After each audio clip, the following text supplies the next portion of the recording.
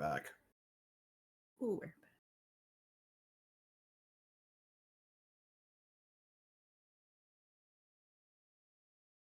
All right, friends. It looks like we are back.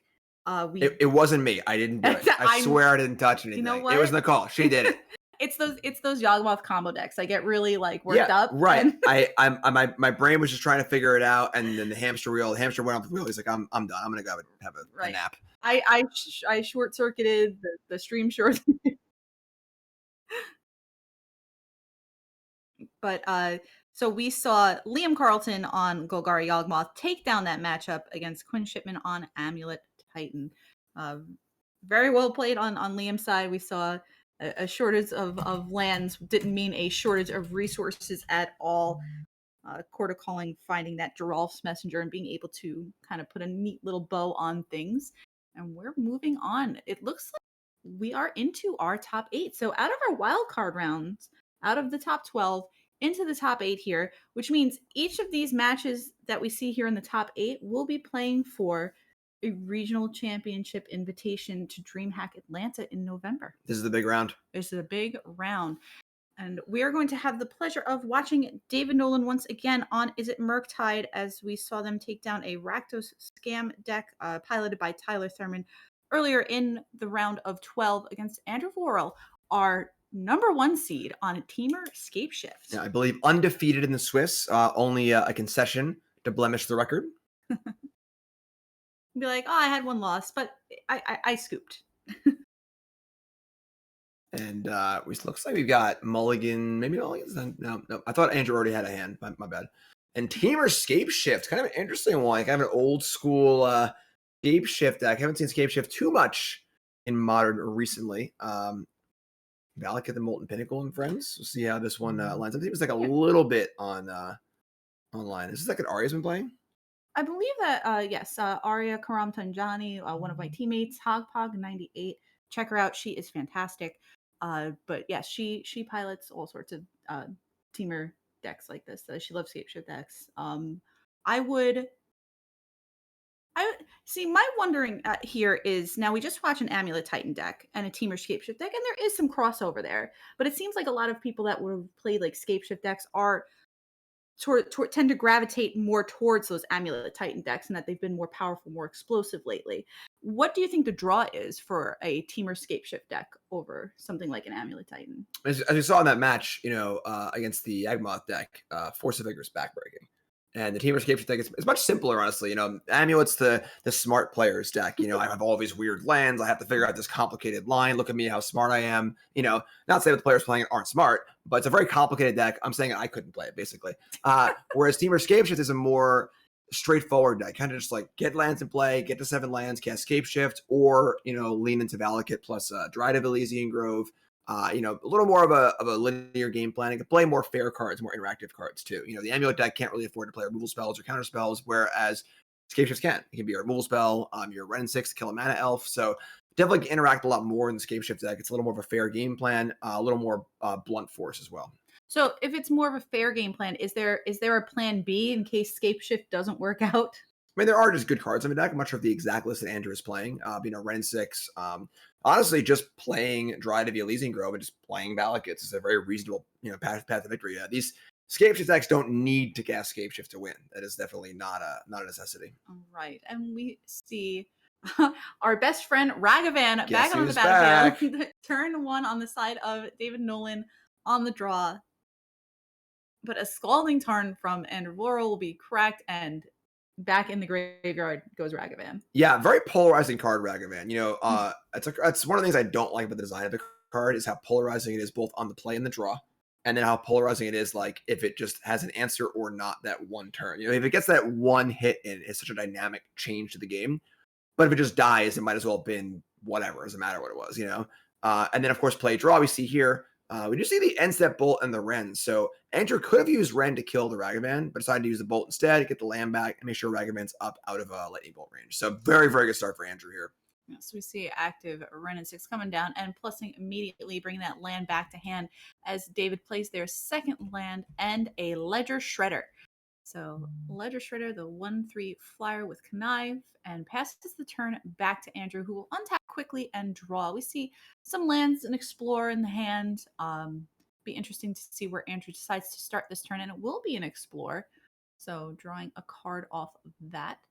Iteration 2 is a big one. So, when your deck is just playing Ren and 6, expressive iteration, removal spells, that's just like a great start that many of the best fair decks in the format are built on. But you're also playing a combo-y deck too. So, it's an excellent start for Andrew here. Scalding Tarn going to crack and get a basic, and Ren and 6 going to pick that right back up, come to hand, and right back to the graveyard goes Scalding Tarn. Yeah, this is the old fetch land song and dance, which Ren is 2 mana, draw a card every turn. It might be a land, but still very, very powerful. And Stomping Ground will be the second land found this turn, and Sakura Tribe Elder, the second spell for turn. So David will get to connive with, Ledger Shredder. So we'll take a look at what David decides to discard here. This is a scary amount of resources for Andrew. Already has 4 lands in play, effectively 5 with the Tribe Elder, effectively 6 next turn with a land drop. The rain is high. Life total is pretty good at 13. Has shocked a number of times here. But looking pretty good. And then, of course, the threat of Scape Shift is starting to become real. Where in theory, Andrew could cast Scape Shift next turn. Ends up sack Elder, untap, play an Explorer, plays you lands, cast Scape Shifts. Or Scape Shift requires 7 lands in play, and you'll get a bunch of mountains and some Valakuts and kind of do the whole thing. So the threat is there, and now David needs to play the game with that in mind, as well as just trying to beat the fair cards too. Yeah, I can see a counterspell in David's hand, as well as an Unholy Heat. So it looks like Ledger Shredder just going to attack face. Now, Andrew does take some damage off of their lands, already at 12, but that's the first real attack of the game. Yeah, and then not really close to Delirium yet for the Channeler or the Heat. I can't really see the graveyard that well, but I don't think it's that close. No, it's just a land off of a connive trigger with Ledger Shredder, so it didn't even grow that. But... So playing the Channeler is a little interesting because the Ren is there, and the Ren can do 1 damage and just kill it. So we'll see. Maybe David is interested in denying another land drop from Ren, but we'll see how this one plays out. Not a very aggressive board for David here, and a somewhat, I won't say obvious counterspell, but it looking like there might be some sort of action in David's hand that David wants to be interacting with.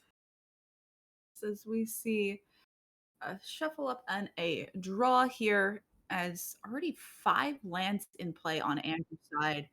So looks like it's a big turn for Andrew, deciding what to do here. And there goes the Channeler. Yep. So Ren just loading up the old -1, taking out Channeler before it can get too big, and iteration in this game is just looking better and better for Andrew. Right, and we see that iteration quickly hit the table here.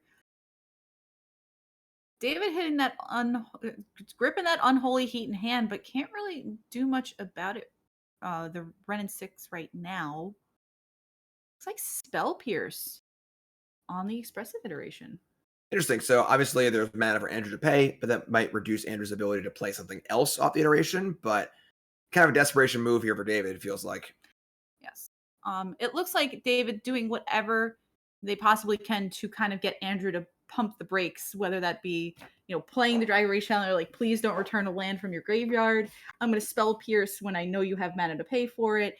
Like, David maybe just trying to slow Andrew down just enough to cross the finish line with Andrew at 12 life. Seems very reasonable, yeah. It's going to be difficult, though. And the Spell Pierce, it kind of loses value also, because one of the fun things about Scape Shift is that it's a 4-mana card you need to cast with 7 lands in play. So sure. One of the famous things back in the day was Mana Leak versus Scape Shift, where they cast Scape Shift, they can always pay for Mana Leak because they have their mana up every time. So Spell Pierce, unlikely to be good against the Scape Shift later on in the game, and Andrew's so much mana in play already that, burning the Scape Shift there, the Spell Pierce there to try and make a little tempo is reasonable. Yeah, well, on the other side, we see David happy to shock in this Steam Vents on Andrew's end step to Unholy Heat, trigger Ledger Shredder. Right, so Spell Pierce and Unholy Heat at least got that connive trigger. Yep. So now the Ren problem, even though Ren's already drawn 3 lands and killed the Channeler, and is now eaten Unholy Heat, is now going to eat an attack step, has been solved. In theory, Unfortunately, David's drawn a lot of lands here too, so the connive has not produced a counter yet. No, it has not, and that means the Wrenn and 6 still only taking 2, dropping down to 2, and an attack from Ledger Shredder would not finish it off. Still a counterspell in hand on David's side, but we'll see if anything else of note will happen for our Is It Murktide player, as Andrew seems to be, sitting pretty right now. 4 cards in hand, active Wrenn, 6 lands in play, feeling pretty good, just staring at a 1/3 Ledger Shredder that can't really attack that productively right now. Yeah, I imagine we can't 10. see faces right now. I imagine Andrew's a pretty big smile on their face. Undefeated in the tournament, looking great here in this first game of the top 8. Here comes the Shredder. And I like the Shredder. To 9. I like the choice here for David to go face here at the Shredder. Put some heat on the Wrenn, but recognize him and like, listen, I'm not gonna want a resource game here. All right, I gotta attack a few times, draw a few bolts, and get lucky and win this game. There's no other real path. Right. We see the draw off of Bauble for David on the upkeep of Andrew, and that growth spiral putting the Valakut in play. It's here. Yeah, but I know there aren't many natural mountains though, so of course you see that very nice island and forest. It's a refreshing thing to see in a world of secret layers and alternate art, full art frames, to see some good old fashioned old border land. So heads up to Andrew. I'm a fan personally. Well, I can tell you that David not so much a fan of Andrew's lands here, as we see. Now they're all mountains. Now they're all mountains, and that's not so good for. That's for not great. We see Ooh. the Triumph hitting the battlefield and the Scateship follow up, but counterspell on David's side, maybe living to fight one more day, as the bolt from the Triumph took care of Ledger Shredder. What does this card need to be on David's side? Probably not a Fiery Islet. Probably not. Yeah, it's and this game is a little rough for David. David definitely kind of drew a lot of lands, so although Shredder discarded, if Shredder had been like a 3/5 or 4/6 at this point in the game, because there were multiple connive triggers, right, and just never produced a spell. Then the Valakut land can't kill it. Maybe Andrew's at 4 or 5 life at this point. Maybe an attack can come in, maybe draw a bolt. There could be some sort of path, but we're seeing the fair element of Andrew's deck coming through really, really well. So Andrew cast Scapeshift, it got counterspelled, and the game is still not close. Right. We see Dryad get into the red zone. David down to 15, but Andrew did cast a growth spiral and did not put a land in off of it, and did not play a land for turn. Do we have any intel on Andrew's hand there? I don't believe so. Because interesting is the glare is keeping it secret. There might be a land in hand, but it's reasonable for Andrews to hold on to it. We see Remand. Remand on the quote-unquote 1-drop, the Dash Dragavan. Do you dare cast it again? I mean, if you're David, what else can you do at this point, Right. The problem with Valakut decks is you end up in a spot where your opponent has no blanks in their deck. Because any lands are bad, it kills you or whatever, it's bad for you. And any spell is bad for you. Right. So it's tough. It's, whenever you're in a spot like this where you're super far behind like David is, the best players in the world always have a plan. They always have like some sort of vision for, okay, I'm losing right now. What needs to happen, however unlikely for me to win this game, and it's just really, really hard to script that when looking at Andrew's board and just thinking about the fact that almost every card's a hit. Yeah, we see that Andrew is at 7, had flipped a Wrenn and 6 off of that Ragavan trigger, going to draw and cast Expressive Iteration immediately and see what we've got here. If it was hard to miss on any draw, it's going to be even harder to miss casting Iteration, because Iteration never misses. Never misses. As we see a Misty Rainforest be the exile, so we'll be able to play that this turn. So playing it, bolt you, fetch, bolt you. I think leaving the Misty is actually super nice here. Kind of just leave it in play, have its free bolt available, attack for 2. We see a cycle. It's interesting cycling the land. I mean, the land is the bolt also. A second Valakut was the draw here. Oh boy. And now fetching. And then the attack. That'll do it. That'll do it. All right, that'll do. Now we'll sack them. Now that's when that game ended, not a while ago. So that was a really impressive game for Andrew. I do think David didn't draw great that game. Again, I think Andrew was at 7. If those connives were a little better and then Shredder got a little bit bigger, maybe we could have seen. Also, if the Shredder had discarded a spell or two, maybe the Delirium would have been on earlier and the Channeler would have lived. And so definitely things didn't go great there for David. But Andrew's deck was just humming that game and looking very, very good. So now it looks like that there was only one Teamer Scapeshift in the field, one Teamer Scapeshift player in the field, that it was Andrew, and they're doing pretty good. Doing all right. Doing all right themselves, Be okay. But on the flip side, the most registered deck this weekend was Is It Murktide. So Teamer Scapeshift versus Is It Murktide, is this what the games normally go down at? Like it's a little bit grindy, maybe the Scapeshift player goes down to a little bit of a lower life total, but is able to just kind of like Cascade Ship kill you. That's the thing. Andrew's the only player in this entire tournament out of 187 players playing this deck. Right. So, it's the kind of thing where, Andrew knows exactly how good their Is It Murktide matchup is. Right. They probably played against this deck 4 times in this tournament. Yeah. Whereas David, maybe David hasn't even played against Scapeshift before. Maybe it's only 1 or 2 times. So there's an advantage there as well. As far as the actual matchup itself, looked pretty good for Andrew. You would think that the Murktide deck would be good against a combo deck because it's just like, 1 mana Delver secret style cards and counter spells. Just play a 1-drop, right. Untap, counterspell your thing. I have Archmage's Charms, counterspells, right? Things like that. But the Scapeshift deck is just playing a bunch of really good interactive cards. Just run in 6 expressive iteration, kill your stuff. So we'll see. I think that is a bit of an uphill battle for David, though. But David, of course, on the play for game 2, has some Blood Moons there in the sideboard, which will help out a little bit. Not a ton, a little bit. Turns off Valakut, but Andrew's still capable of playing a regular game. And then if Andrew has a Forest in play, Andrew can play a Dryad of Elysian Grove after the Blood Moon. Turn all the lands back into all colors. Timestamps. Cool. So, the old timestamps. And we get to pop in here and see how Ross is doing. Oh, boy.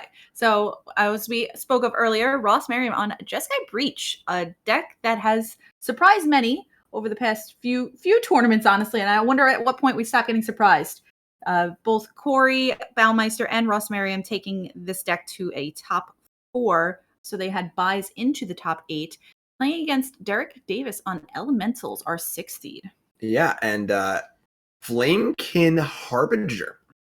Card, that's not a card I've not seen in quite a while, actually. 1 mana creature that can put an Elemental at the top of your deck. Pretty good against Ragavan. Anything you can play on turn 1 to block Ragavans, and it's a nice thing to have. So I think I'll get an Endurance and maybe block this Ragavan, and then we'll see what kind of Elementals like this is. I don't see any Yorion here. So maybe a little more all in on Elementals. We'll see what happens. Or maybe not. Doesn't Kahira allow you, if you have all Elementals, you can play a Kahira perhaps? No, I don't see a Kahira either. I do not see a Kahira either. No Kahira. So that means some random creature that's not an Elemental? Oh, Kahira is there. I'm sorry. Kahira is there. Just got a word from the booth. Kahira's hiding. I don't know where it's hiding, but it's a very, very sneaky Kahira. Listen, I've had my companion shuffle into my deck once or twice. So. I have no comment on me. I've never done that before, ever. Absolutely not. So Kahira could just be, hiding somewhere. It's just on the other side. Ragavan's proving to have some other talents here, though. Not getting in the red zone, just making a mana of Mox Amber and tapping your mana off Springleaf Drum. That's good. That's pretty good. As Derek takes a second and has to think about things now. Derek was probably so happy, too. Derek was right. I got my Flamekin Harbinger, I can block this Ragavan, and then a whole bunch of other stuff happens. Right? When your opponent goes Steam Vents Ragavan, you're like, oh, I know what I'm doing. Yeah, I got you. But I'm sure Derek has also played against quite a number of Ragavans, as has everyone that has played in this tournament this weekend. Yeah, definitely, maybe not against the Ragavan tapping for mana, though, or a Mox Amber. So maybe not. Different style of Ragavan from Ross here. Maybe not. Ooh, oh boy. Ooh, can you see what that card is? You want to tell me? That is a Lightning Skelemental. Ooh. Chat, look that one up. That's the Red, Ball Lightning. From Modern Horizons. It's a 6/1, dies in a turn with Trample and Haste. And if it hits your opponent, they discard 2 cards, and I think it's it. Just discard 2 cards. Oh, so, that's all? That's all it does? Lightning Skelemental. And I can't tell what Triumph it is, but to be that had a lot of words on it, and people complain nowadays about how many words Magic Cards has on it. It sounded like that had 6 different things that it could do. Light Skelemental? Yeah. That's a Modern Horizons card. Oh, That's well. why I have so many words Oh, on all it. right. Well, there you go. Ball lightning wasn't good enough. Let's get back to Oh, David okay. and Andrew, though, here. Ball lightning was the old one that didn't have enough words. Right. Lightning skill elemental is the update. Yep. Needed to Just add wait more till words. Modern Horizons 3. Oh, no. We'll get a lot more words on there. So David's the cards will fold. David's in a good spot here, looking like a turn Ragavan's gonna get a hit and get that first shot, which is very, very important. All right, we see Andrew starting off with a Triome, which a little slower. Not going to be able to turn one bolt the Ragavan, so Ragavan does get in. Yeah, this is what I was saying about how polarizing Ragavan is on the draw here. That Triome untaps, you can cast a Rand, you can cast a Bolt, whatever. But on the play, Ragavan, you don't have the answer immediately within the mana to do it. Things get a little awkward, and now of course David has the mana advantage, got the card advantage. We'll see if the snowball can go. Yeah, it's a lot harder for Andrew to cast something like a Renin 6, take care of Ragavan, or something like that into 3 open mana, as it would be less than that. See Fire and Ice here on the side of Andrew, going to get counterspelled, so able to protect the monkey. It's interesting though, because there only are so many counterspells in David's deck. So burning a counterspell here on the fire, the Ragavan will hit. But if Andrew untaps and plays, a Dryad or a Wren, then will that one resolve and get countered also? So, Ragavan doesn't kill that fast. It does produce a lot of advantage, but it does give your opponent time to find an answer to kill it. Maybe David's plan is just to exile all the Valakits in Andrew's deck. That is a valid plan, honestly. It's a side effect of Ragavan that's kind of cute is that if you're playing a combo deck with 1 or 2 pieces in it, and the Ragavan happens to hit it, that could be a win condition in and of itself. Let me see. Ragavan just hitting his steam vents that time around, though, so nothing as exciting. This is a big spot. David gets to play a land here, but does David have the answer to the next thing Andrew's going to do? We'll see it. David fetching up off of that flooded strand. Gonna drop down to 17, 18. So a basic coming up here on David's side. Andrew just sits and watches. So basic island here might be a little bit of a tell. This is a closed decklist tournament. I'm not sure if decklists are open in top 8. I don't think they are.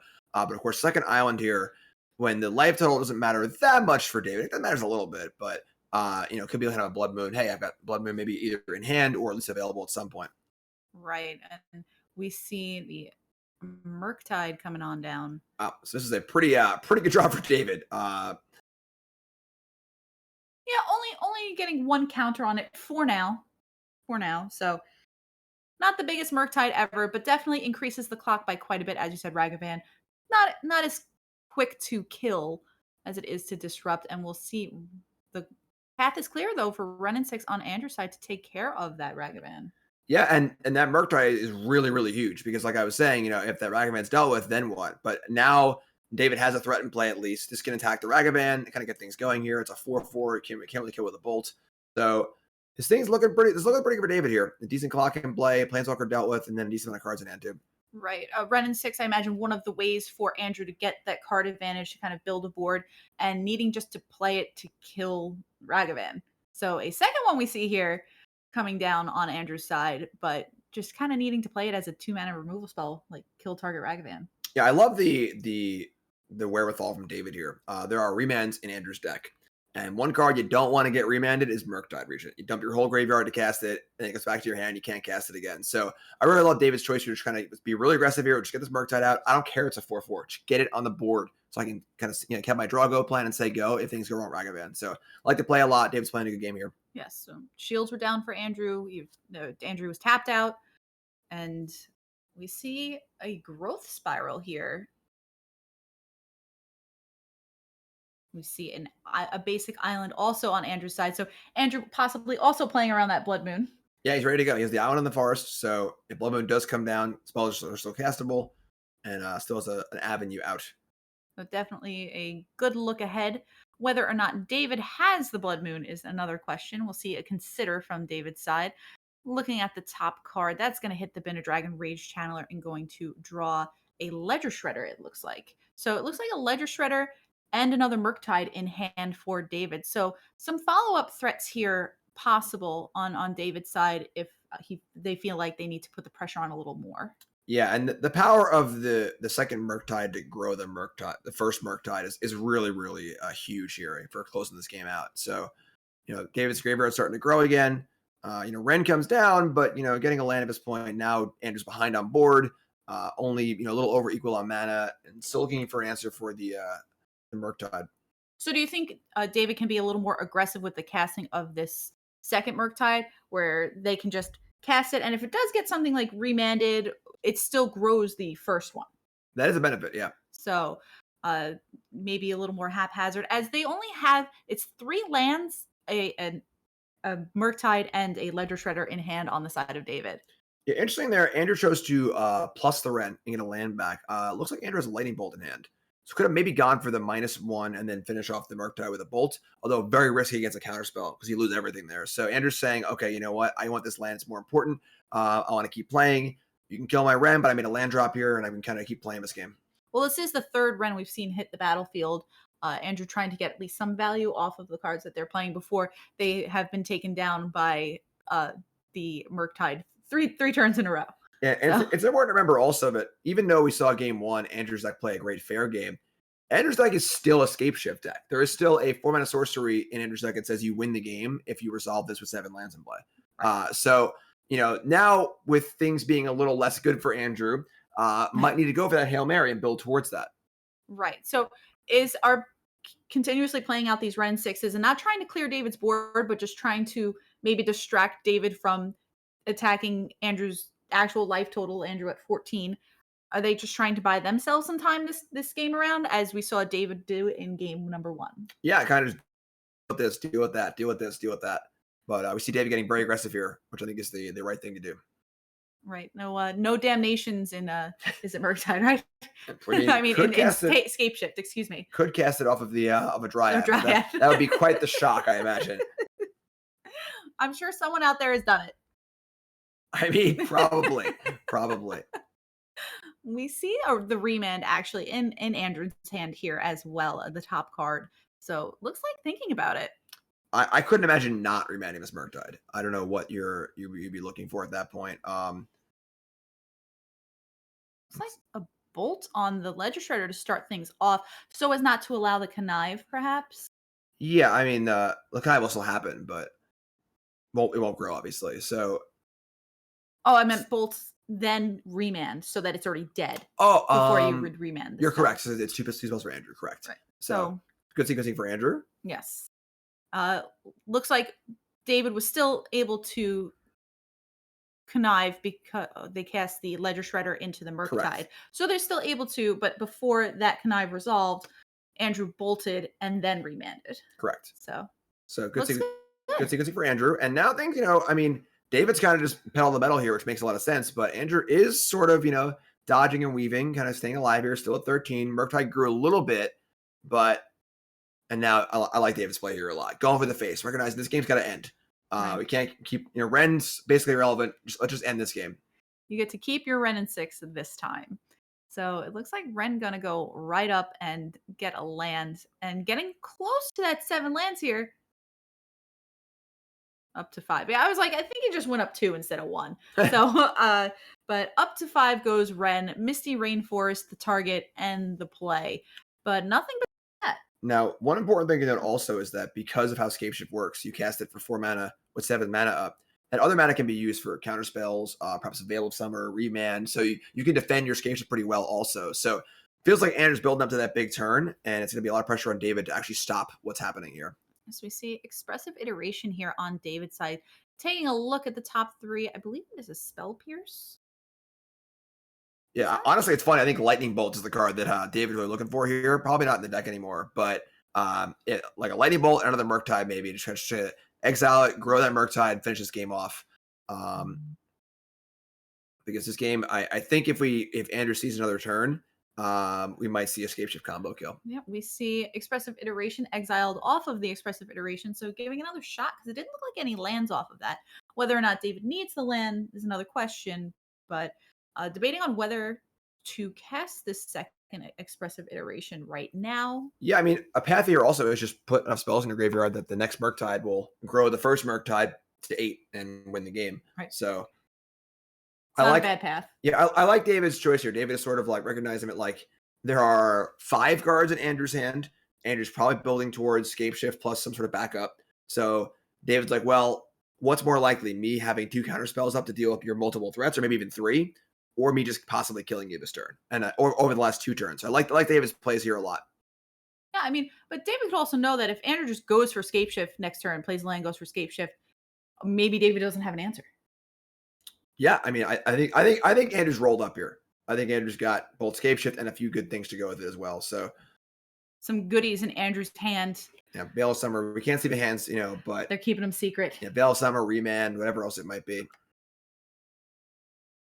And David, we got a little bit of perhaps confusion here.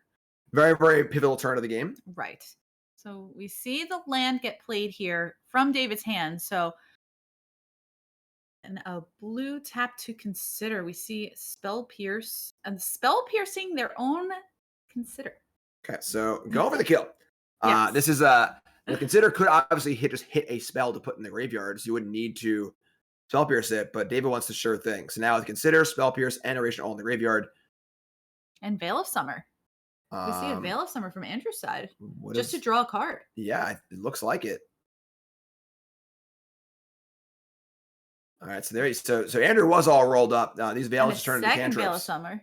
And it looked like 2 lands. It looked like a mountain and a misty rainforest off of that. A third Veil of Summer. 3? Do we got quads? All right. There's the Dryad of the Elysian Grove being drawn there, but Murktide gonna grow. Highway robbery from David here. Wow. Very well played. Yeah, that was a great recognition. I can't talk. I'm sure David can talk. David's smart. David doesn't have to talk. David can play. That's true. Of the game state there, recognizing that, I can't be the counter spell deck I want to be here. I've got to just be a beatdown deck because, A, you got to close the game out, and then B, Andrew's got cards in hand. Andrew's been rolling up this whole time, kind of shucking and jiving, trying to buy some time. What's Andrew buying time for? Probably has all the answers. And we saw there 3 Veil of Summers. So there was no way that Scape Shift was not resolving. It had to be 4 counter spells to counter the Scape Shift and all 3 Veil of Summers. So great play by David. Excellent job playing to the exact amount of damage needed to be dealt. Awesome game. Super awesome game. But now comes the hard part because David got crushed in game 1. It wasn't even close. Game 2 here, David had Ragavan unopposed on the play and still barely won this game. Right. So now David's on the draw. Can David pull it together? Now, I know we just went over this now, but how exactly important is the play draw in this matchup specifically? It feels very important. It's it's just as the cards line up, just put Ragavan on one side and Ren 6 on the other. Right. On the play draw, they are complete polar opposites. On the play, Ragavan gets that first hit no matter what. On the draw, Ragavan can never beat a Ren. You almost can't even play the Ragavan into the Ren. What are you going to do? I play Ragavan, they have a Ren. It's a devastating thing because they kill my Ragavan and they resolve the Ren. So very, very polarizing here. Is going to be very, very difficult for David, I think. Although that last game was very impressive. So we'll see how it rolls out. That was very impressive. And like we said earlier, Andrew's probably seen their fair share of Is It Murktide decks throughout the tournament, but David being able to navigate this Teamer Scape Shift matchup very well. Yeah. Understanding the roles. Absolutely. So knowing how to get through and knowing how to get those last few points always feels good when you counter your own spells for the win, right? Yeah. When you play a turn where you counter your own spell, your opponent casts 3 Veil of Summers just to cantrip and you attack for exactly lethal, you did something right. All right? Definitely something right. Normally I see the softer counter spells and then they pay for it. Or, you remand your own spell back to your hand. Sure. The hard counter be I'm not going to pay for this. As I considered, but It's funny too because the consider could have just drawn another spell, but recognizing it I can't afford this consider to go land. I can't bid a land and draw a land and then I'll be 1 card short for Murktide there. So yeah, very well done. Yeah, definitely very impressive as our players shuffle up and get ready for game number 3. And don't forget, that game was not like your average game Magic in round 3. We are playing in top 8 right now. The winner of this match goes to the regional championship and the loser does not. Right. So to be that far behind, down a game in your top 8, or the 8 seed against the 1 seed, and to pull that out was excellent. Right. Yikes. Yeah. So it's definitely an intimidating place to be. The AC staring down and be like, "Oh, you wear X1? Yeah, I scooped the last round." Yeah. Oh, okay. You haven't lost yet today? Oh, okay. Okay. Yeah, you didn't lose yesterday either? Oh, all right. All right, so here we go. Just starting off the Valakut right on the battlefield. Yeah. Let's go. We see Andrew play that Valakut tab, pass it back to David. We'll start off with a bauble, cracking the bauble to look at the top of their own library, and then hopefully following that up with a land. And I would imagine so, you know? we'll see Misty Rainforest on the side of David, drawing off of their bauble trigger on Andrew's upkeep. And Andrew will play a forest and just say go. So we're not seeing Ragavan or Ren and 6 on these first couple of turns from either player. Yep. So no Ren's a big win for David, I think, for sure. Because that first turn, same thing. Play draw also is that if you're on the draw and they play a good 2-drop, you can't counterspell it because you don't have mana yet. So part of the reason why David's playing Spell Pierce, but a risky spot. So pretty good here for David, although not good. There isn't a threat in play just yet. Right. We see David fetching up that Steam Vent tapped at the end of Andrew's turn and drawing for turn a Gripful here. Going to play. Oh, sorry, not the best start for Andrew either. Can't cast Remand, can't play Growth Spiral, no Explore, no Tribe Elder. And just a Dragon Rage Channeler that's going to be bolted immediately. But it looks like, That's a Flusterstorm? Yep. That is a Flusterstorm. So Dragon Rage Channeler will trigger, consider to the bin, and Veil of Summer. Oh, okay. Wow. That's pretty good. So we see a great exchange here for Andrew. So both Flusterstorm and Dragon Rage Channeler to the bin, and the Bolt and Veil of Summer to Andrew's bin, but Andrew able to draw off that Veil of Summer and play the Dryad of the Elysian Grove with David's shields down. Yeah. Wow, what a turn of events. Yeah, that was a great turn. It's kind of like, Andrew's hand doesn't look that great. Why did they keep it? Well, there you go. Yeah. That was an excellent sequence. Yeah, that'll do it. That'll do it. We see Spire Bluff Canal on the side of David and just going to jam out the Murktide once again in this match. It seemed to work in game number 2, so I'm going to try it again here. We'll see 2 counters on the Murktide, going to leave the bauble in the graveyard. Yeah, so trying to keep Delirium for the future. 5/5 is decently sized. Of course, we see Mountain tap iteration. No, Andrew's not cheating. Dryad makes every land tap for every color. They're all basic land types. So that, of course, allows the spells to be cast. And then, of course, the Valakut is online. So once land number 5 comes into play, Valakut's also a Mountain too. So that 5th land is also a Bolt. And then you can kind of go from there. So a fetch land could kill this Murktide a little bit later on. You can even see, honestly, if there's like Explore here, or some sort of Explore or Growth Spiral effect, we can see a fetch land kill the Murktide this turn. So huge turn for Andrew here. Yes, and we see Andrew's hits off of that expressive, a Stomping Ground, an expressive iteration, and another land. So deciding to keep the expressive iteration. Are they casting iteration, or are No, they casted the iteration. I don't know what what happened there.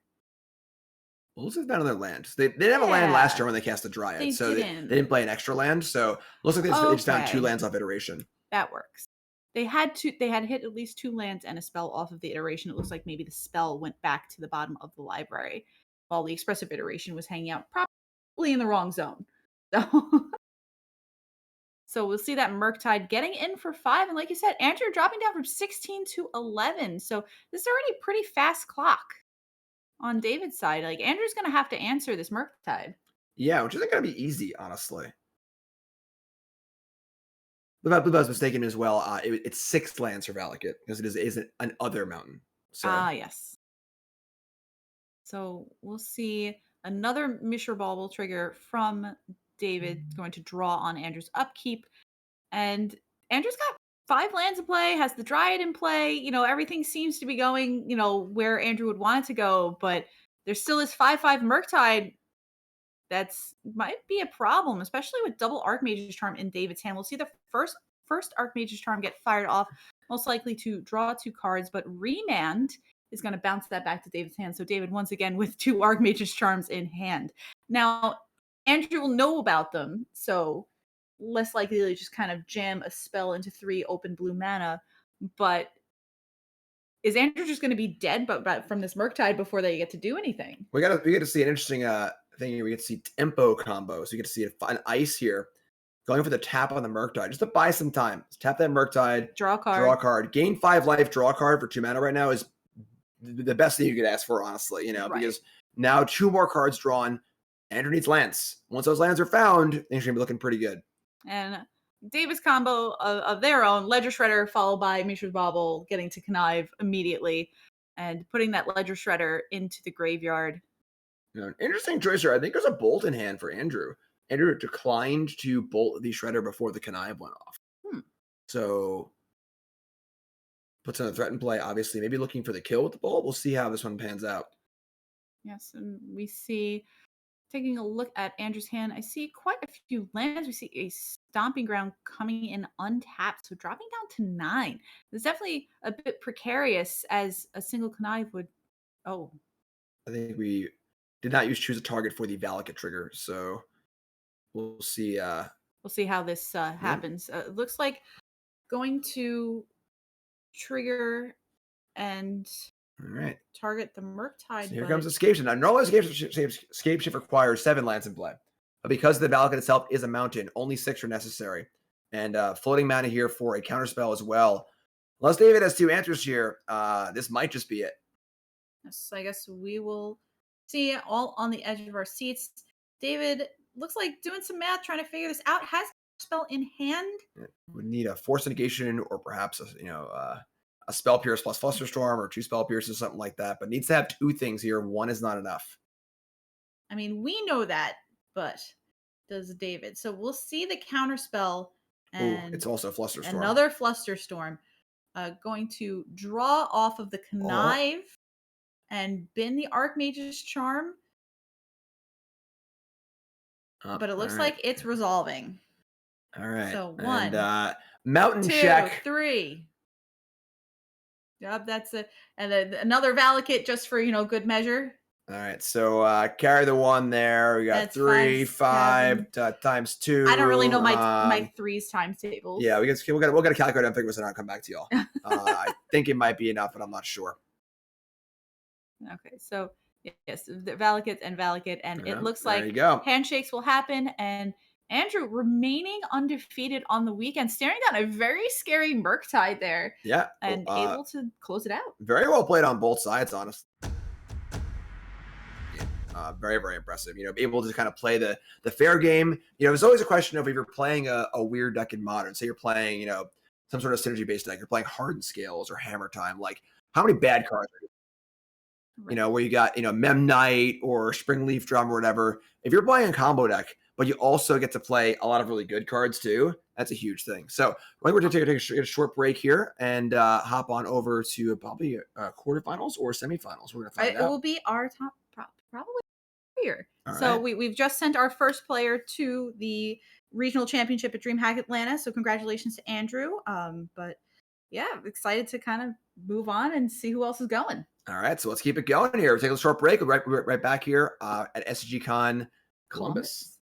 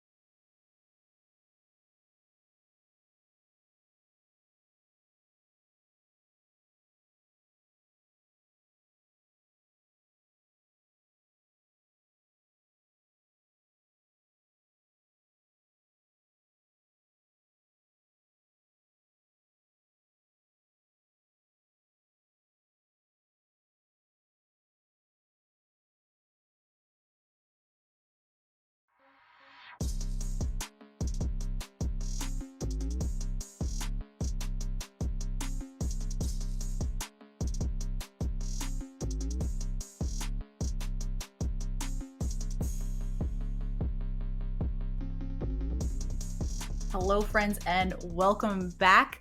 I hope you're ready for a little more action here at SCGCON Columbus. We are about to jump into a top 8 match that we had a little peeky on before. Little taste. Little sampling. Get the taste buds going. So we're gonna jump right into game number 1 here. It looks like an Alpine Moon on the board for our. Oh, excuse me. Sorry, game number 2. So we've got Ross Marion up a game on Jeskai Breach. I was like, Alpine Moon in the main. I was impressed too for a So second. I was like, I guess they were expecting something this weekend. Yeah, I was pretty impressed too. Tron. Looks like Ross got game 1. Looks like Ross took down game 1 on Jeskai Breach, and our Elementals player Derek Davis battling here our 6th seed. So winner here will get an invite to the regional championship at DreamHack Atlanta, and going on to compete. First prize in this tournament is $3,000. So a lot of money on the line. That's a lot of cash. A lot of cash.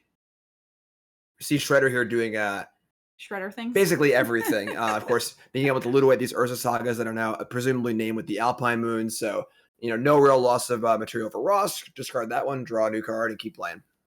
Right. And we see that Ledger Shredder is 1-3, but it's getting in. It's going to do some work. Derek down to 18 here. And the follow-up from Ross will be an Emery. Lurk it up. Yeah.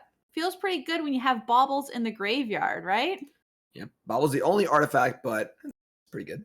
Yeah, it's not pretty bad. Good. Take it. Then we see 1 in the graveyard already and 1 on the battlefield for Ross. As a couple lands and a Teferi we see hit in the graveyard from that Emery Mill. And Derek playing their 3rd land. Oh, excuse me. He's playing their Solitude. Solitude coming down. Pitching Kahira. Yeah, I think last turn was a little sneaky. Bought the sneaky Kahira. I'm not sure where Kahira was hiding, but back to hand and then right back out again. I feel like the pitch elementals are the worst thing to ever happen to the companions because they're always being pitched to elementals and never being cast. That's not always true, but got Kahira's hopes up there. Kahira's like, oh, coach, put me in. Oh, I'll put you in. All right. Right. Into exile. Derek, that's what I was wondering. It was like, oh, Derek tapped out. Oh, they added Kahira to hand. Like, Kahira, we're going to see Kahira come down next turn. No, we did not. Just the old Solitude Ephemerate. So, Solitude in play here. And there's the 4th, a Chalice. Interesting. Is that a Chalice on 0? I think it's on 1. No, wait. I believe it's on. Oh, it's on 0. That makes sense. So, Chalice on 0 here, I will lock out the baubles. Now, of course, there are only 4 baubles that maybe Mox Amber as well in Ross's deck, but Ross's deck is built about recurring these cards over and over again. So, Chalice on 0, pretty interesting. Couple of hate pieces here, right? Very little hateful. Right? Alpine Moon on Urza Saga, Chalice on 0. Let's see if Ross can fight through. It looks like Ross able to, draw a couple cards there, having sacked the bauble on Derek's turn. So, drawing a card on upkeep and then for their draw step. But taking a second here to kind of analyze, because that is a lot of hate there on the battlefield. Yeah, a lot of cards in hand for Ross, and then a lot of cards in hand that aren't doing what they're supposed to do. Right. So we got to work through, okay, well, these aren't going to work exactly like I want them to, but I have a lot of them. What's it going to be? Well, that's why we're going to see this Jeskai Breach deck. We don't see the, Underworld Breach at the moment. We see, we've seen like Ledger Shredders and Baubles, like really good combo, like cards that are strong in the modern format, like Teferi and things like that. So would you say that Ross is defaulting to like a plan B here, or is this just a sideboard plan? It feels almost like a plan 1A, honestly. The core of Ross's deck. I mean, I think it's your perfect combo fair deck where you can just play your game Magic, similar to the Scapeshift deck, where you're kind of just doing your thing, playing good cards, but you can also combo too. Yes, and we see that Unholy Heat took care of the Solitude, Ledger Shredder coming down, getting to connive with that. And Underworld Breach looks like it was the draw for turn here on Ross's side. Big spot for Ross that one last turn. If that Heat was met with another Ephemerate for the Solitude, that would have been backbreaking, but that would have been terrible. It worked out. Instead, we're dashing some monkeys here. Monkey revealing a Wooded Foothills from the top of Derek's deck. Ross says, okay, thank you. And I will take my monkey back to hand, make a treasure, and pass the turn back to Derek. So looks like Derek might be on all hate cards here. 3 Cavern Souls, Chalice the Void, Alpine Moon, and Ross is just like, right. All right, I'll just shred you. Looks like Dredge and Ragavan, yeah. one land, a land for turn, and just one card left in hand for Derek here too. Yeah, the body language here is not good for Derek. Kind of Right. played that land kind of sheepishly, like, all right, here's land 6, and then that, one card face down, kind of just taking it all to the face. So Right. Not even holding it, so you don't think it's going to be something like a counter spell or removal spell, anything. Yep. It's just like I'm just resigned to having this card in my hand Yep. until my next turn, I guess. And again, this is a big match. This is our top 8 match. So Derek is playing right now for a regional slot. So tough spot to be. Derek definitely behind. Right. Can Derek pull this out and get through or not? We'll see as Legislator connives away a Mox Amber, and Ross really piling up that graveyard. So there's quite a bit going on there. Yep. So the Emery does. The Chalice does turn up Emery's ability to draw cards with the baubles, but Emery has grinding station and other things to get to. Yes, and we see Omnath, the draw and the play on Derek's side, but Aether Gust. Top or bottom, Derek? What do you think? Pick one. Going on top. So try it again next turn. Top. Omnath coming down. Probably one of the better draws, one of the better plays in the deck right now for Derek. Yeah, Derek needs something to rally back into his game, and Omnath's not a bad place to be. Right. A reason to hold on to perhaps a land or something in Derek's hand as well. There was one problem here, though. Oh, no. So Omnath went back to the top of the deck, right? Right. You know who loves the top card of your opponent's deck? Oh, no. A certain monkey. See if Just Ross, one monkey? We'll see if Ross wants to go in that direction. Nope. Which way? Oh, Underworld Breach. Okay. So are we looking to combo off here? Let's find out. I'm going to play a land and tap 3, escape to Ferry. It looks like Teferi will be the play. What it looks like just 3 lands going to get exiled to pay that escape cost. And that's they're showing the Thought Oracle in deck, making sure I've got it. Yes, I do. Right. So and there you go. So 2 hate pieces, no problem for Ross Merriam. Ross doubles up on his qualifications for the is moving on to top 4. That means Ross gets one and Ragavan gets one. I'm pretty sure that's how it works. I think Ragavan has more than one, probably. Probably just a few, I would guess at this point. Monkey hogging up those invites. Yeah, right. So top 4, we got top 4 coming up. Now all of our players in top 4 are going to be pretty happy. They're qualified for the regional championship. Right. But still playing, like you said, for $3,000. So a lot of money on the line. If it's a spot in a tournament, things get a little weird because there's a problem when you're playing in a tournament where if you feel like you've accomplished the task you set out to do, you kind of like shut down a bit and stop playing. So it happens a lot when a player makes their first like PTQ top 8 or SG top 8, where they're so happy they made it there, they don't even think about actually playing in the top 8. So for some of these players that haven't qualified yet, maybe they've qualified and they're like, I did it, I qualified. And it's like, hey, there's still 2 matches left. Right, you still got a tournament to There's win. $3,000 on a trophy on the line, So we'll see how the players who are qualifying for the first time are going to handle it, as well as the players who are already qualified, like Corey and Ross, who are obviously veterans at this. As much as I hate to say it, but they're obviously good friends of mine. I want to make fun of them a little bit, but I'll keep my professionalism here as best as I can. So we'll see how it's going to go, how top 4 is going to go. Yes, and we'll see if Underworld Breach can keep breaching. Yeah, well, we're not going to start there. Our first top 4 match is actually going to be our number 1 seed versus our number 12 seed. We've got Andrew Worrell on Team Escape Shift, who we had the pleasure of watching during the top 8, and Raja Suleiman, who is on Azorius Control, who was our 12th seed that we saw in the last round of Swiss while Gabe and Harry were doing coverage.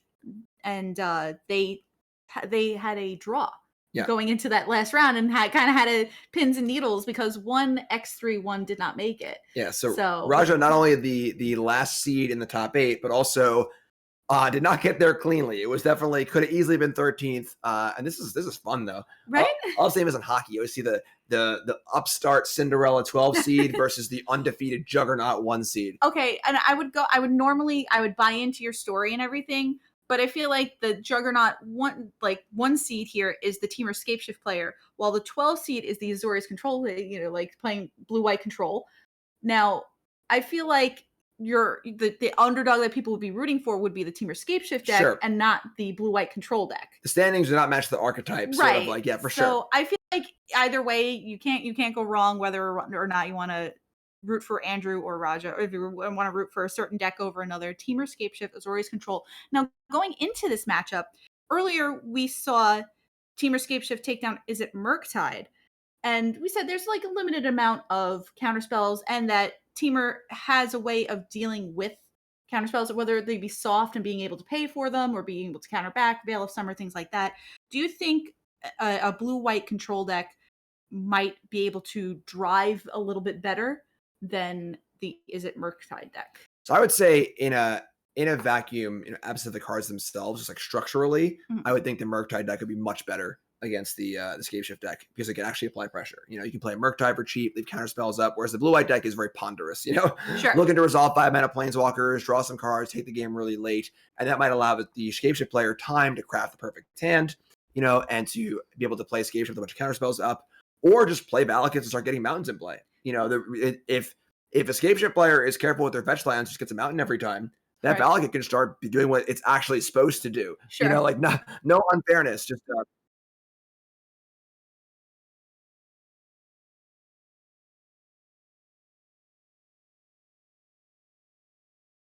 All right, wonderful. And to get their thoughts on the matchup, we're actually going to throw it over to our number 1 seed, Andrew Worrell, on Team Escape Shift to see what they are thinking heading into this matchup against the 12 seed Raja Suleiman on blue-white control. So take. All right, I'm here live. I don't know if this has ever been done before, but I would like to try this for the first time. So as Nicole and Jim have both mentioned, it's myself. And once again, Andrew, how are you doing? Yeah, so first seed, you won.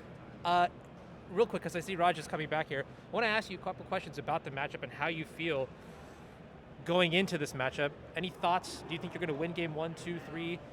What's your sideboard plan like? What are your thoughts going in? I mean, game 1, Teferi can be a little annoying because I think the main way that I'm trying to win is like play Escape Shift, he counters it, and then I like remand his counterspell. But like Teferi can be an issue with that, but I think it won't be too bad. Okay. But Teferi's the main issue. It's kind of hard to deal with Teferi if he just pluses it forever, because like I only have Lightning Bolts and Fire Ices to deal with Teferi, other than like manual Valakuting. That's the other way that I could win, is just like I'm playing 12 mountains in my deck, so if I just kind of find 2 Valakuts, I can just kind of start doming him that way. So I'll probably win with either like taxing his mana and playing Escape Shift, or manual Valakuting. Okay, yeah. Well, one question that I do want to ask you is, okay, so first of all, this is a question that was probably on everyone's mind, is do you feel favored in the matchup?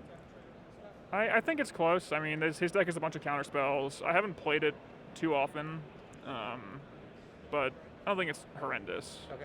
Oh, wow. Okay, so you're I don't think it's horrendous, but I saw his sideboard, and he had like 4 Aether Gust in his sideboard, and that card is a little annoying.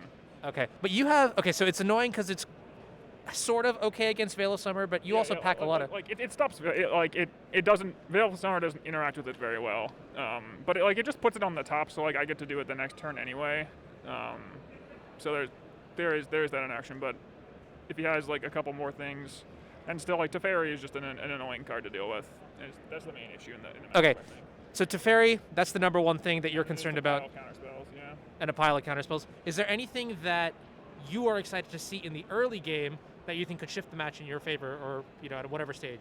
And if he doesn't play Teferi, I think that's just really good for me, and Okay. and I just So it's mostly Raja not having the right cards as opposed to you having like a turn 2 Ren and 6 or... I mean, turn 2 Ren and 6 is just great in basically every matchup. It just helps you hit your land drops all the time. I mean, if I get to ramp a couple times, that's always a good sign too.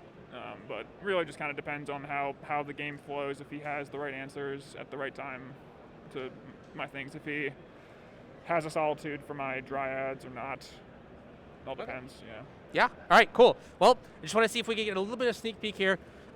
You say like what, like 50-50 in the matchup, or do you think it's... Sure. I mean, it's okay. I Humble. haven't played it too often. I've only played it once or twice, and All right. You listen to Kendrick, don't you? He's not playing Narset. I saw Ben's a couple of the blue-white Narset Days Undoing deck, and that deck was a little annoying if it got to do its little combo thing too. But this is just a straight control, so I have some time to try to set up, kind of take advantage of my mana advantage, or leverage my mana advantage if I can. Gotcha. All right, well, first seed, Andrew Forrell against the 12th seed, Raja Suleiman. We watched Raja earlier today. We watched Andrew earlier today. I'm going to cut it back to Jim and Nicole here real quick. I don't know. I'm kind of happy about this. Let's see how the match goes. First, I got to press this button. Then I got to press this button.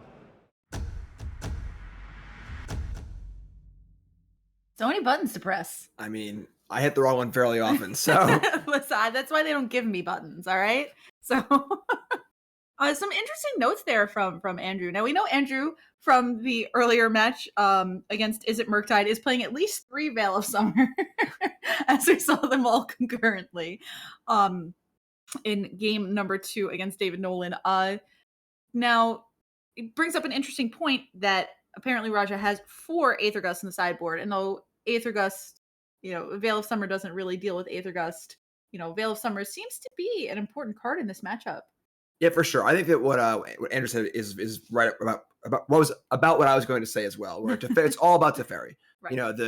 The Murktide deck is able to apply pressure and use counter spells. The Blue White Control deck can't really do that, but Blue White Control deck can apply a different kind of pressure by just having Teferi Time Raveler on the board, which turns off the Scapeshift deck ability to interact at all. Because the whole point is, like Andrew was saying, get in this counter war, resolve your Scapeshift, win the game. So it's going to come down to, can Raja get Teferi in play, and then can Raja leave it in play? And if it stays in play, that could be very, very good for Raja. Otherwise, Andrew, okay, pretty good shot. Yes. I mean, Andrew just got to make those land drops, right? Yeah, and honestly, like I'm saying, Natural Valakut is a real thing here, whether with Dryad of Elysian Grove or even without it, just playing mountains too. And like the fact that the Valakut is just this uncounterable source of damage that can happen over and over and over again. Don't know how many Field of Ruins are in Raja's deck, if there are even any at all. That could be a major concern as well. But that is a way to break out of its Teferi lock. So can Andrew deal with Teferi? If not, can Valakut get the job done or not? And then I think without Teferi, I think Andrew's got a pretty good chance to take things, because the amount of counter spells and the counterplay available, as well as cards like Ren and things that can be on the board as well, is pretty good too. Right, and we're seeing some concern over the 3-mana Teferi. Now, are there other cards coming out of Azorius control that you would be worried about as a team or Scapeshift player? Is there something else that you're worried about? Them being able to put on too much pressure, or like other counter spells, or probably the other Teferi Time. Just all of the Teferis. Jace the Mind Sculptor is vulnerable to Lightning Bolt and just damage, whereas Teferi is much harder to kill. So either Teferi is kind of an issue. But I think what I'm excited to see. One of my favorite plays in all of Magic. Oh goodness, are we going to see it? I mean, very likely. Don't get me all hyped if we're not going to see it. So remand, of course, is usually used as a tempo card. Right. Usually your opponent plays a spell, you remand it, do it again next turn.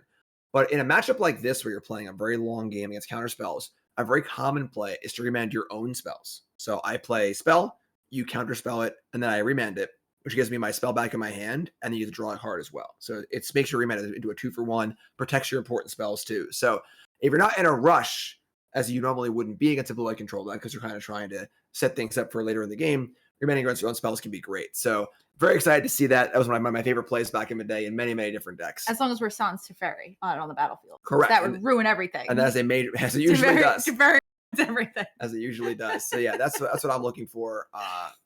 And honestly, remand is going to be good on both sides of the ball too, because just stopping a turn 2 Teferi. Right. Or even a turn 5, Teferi or a Jace, something like that. So Remand's going to be good early and good late. Might end up being a key card in the matchup. I'm looking forward to that. And the Aether Gust point was interesting to me, as I feel like obviously a lot of the cards that Andrew plays that matter are green. So Aether Gust hits a good amount of them. But what are these Aether Gusts looking for? Are they looking to be the answer to things that Veil can't deal with? Be like, oh well, your Veil of Summer doesn't matter with the Aether Gust, or am I just going to try and Aether Gust your Dryad?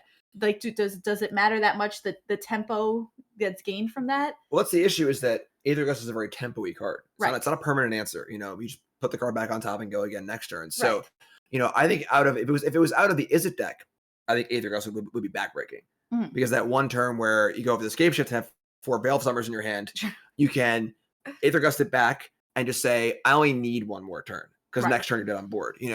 The Blue White Control, that can't really do that. So whereas the Gust, it's kind of pompous, I feel like. So I don't need to use basically. And the Blue White Control deck, however, if they don't have a good position set up, the Gust can stop the Scapeshift for a turn.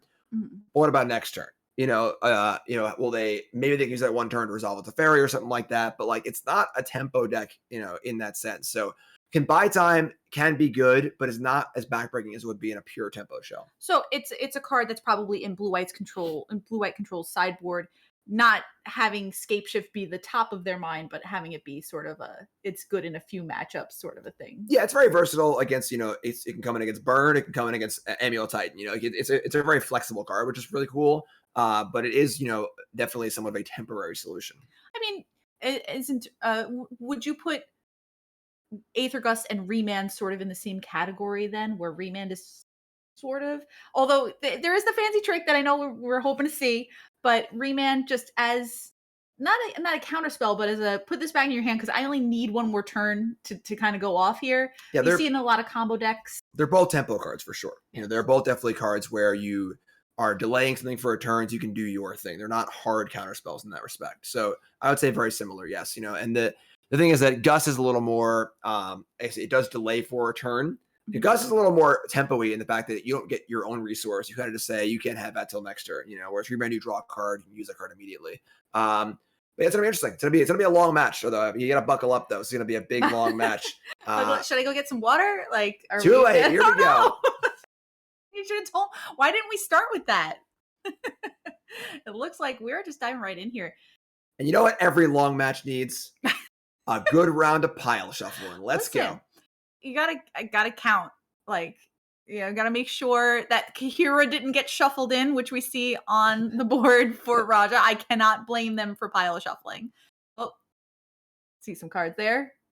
Oh, I missed it. I wasn't even looking. My Archmage's Charms. So it looks like players are pretty happy, but moving around some cards. Getting up, moving up cards. It's like they just picked up like 3 cards from the second pile. I didn't know. I only pile shuffle to count. That is the only purpose it serves for me. Yeah, it's there's definitely there are pile shuffle truthers and non-truthers. I usually give it a pile as well. Usually pile just in 3, count the deck, break it up a little bit. But of course, if you are sufficiently randomizing your deck, a pile shuffle should have no meaning, as I'm sure Ross would love to tell you. But part of ritual, it's a ritualistic thing too. The baseball player goes up to bat. They don't just walk up there and go to hit. They got to walk up. They got to fix their gloves a little bit. You got to dig in. You got to find your spot. There's a ritual to doing a competitive thing. Hockey player, same thing. Goalie goes out there. Cracking knuckles. Oh, yeah. You don't step. Look, listen. What's it? You're a goalie. Talk to me. What's your ritual? Heading out to the net. I would skate out to the net. I do not touch any of the lines as I skate out. You have to step over all the lines. What are you, 4 years old? Then you walking get out, down the sidewalk? You get out and you say hello to your posts because you be nice to them and they be nice to you. And then, you get down, you get ready, and then your team takes a terrible warm-up shot right at your head and you go, okay, that's it, I'm done, and you skate off, and that's it. So that's how a hockey warm-up should go. That's how it usually does go. I like the no stepping on the lines thing.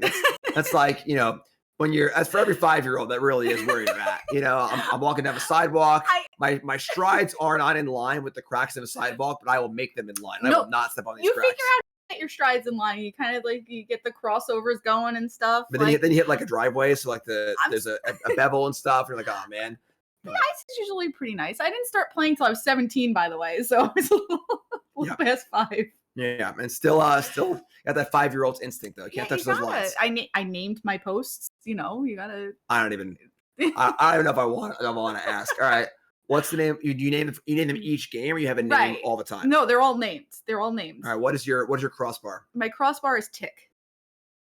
Okay, like the Tick from the television show. No. Like Tick. It's the crossbar is Tick. The one down the middle of the back of the goal is Tack. Well, you don't want that one. And the toe line is Cho.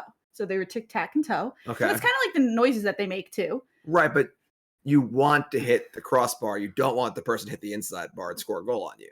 Right. Yeah. So I didn't like Tack, but it was tacky. It's terrible. Tack is the worst sound out of the 3, I think. Tick, sure. Tack, and Toe. And then my right post is Steely Dan, and my left post was Mr. Tickles. So I regret asking. I'm sorry everyone is watching. I'm sorry I asked. My morbid curiosity is too much for me. Roger's taking a 5-hour energy shot here. You got to get ready for this top 4 match. Right. And That's good though, because Raj didn't. I guess we're not timed here in top. We are in not. top 4. So they have all the time in the world. Oh my God, we're not timed here in top. But you said buckle up, and I said let me man. get some water, and that didn't happen. But now when you say left post and right post, did you mean your left or shooter's my left? right, All right, and my left. Okay. So my right hand man is Steely Dan. Okay. And then my left is That's Mr. good. Tickles. I'm glad we had this talk. This is a good talk. And big thank you to Andrew and Raja here for this, nice long pregame session, giving us time to talk about these really important things. Listen, these are the things that you need to talk about.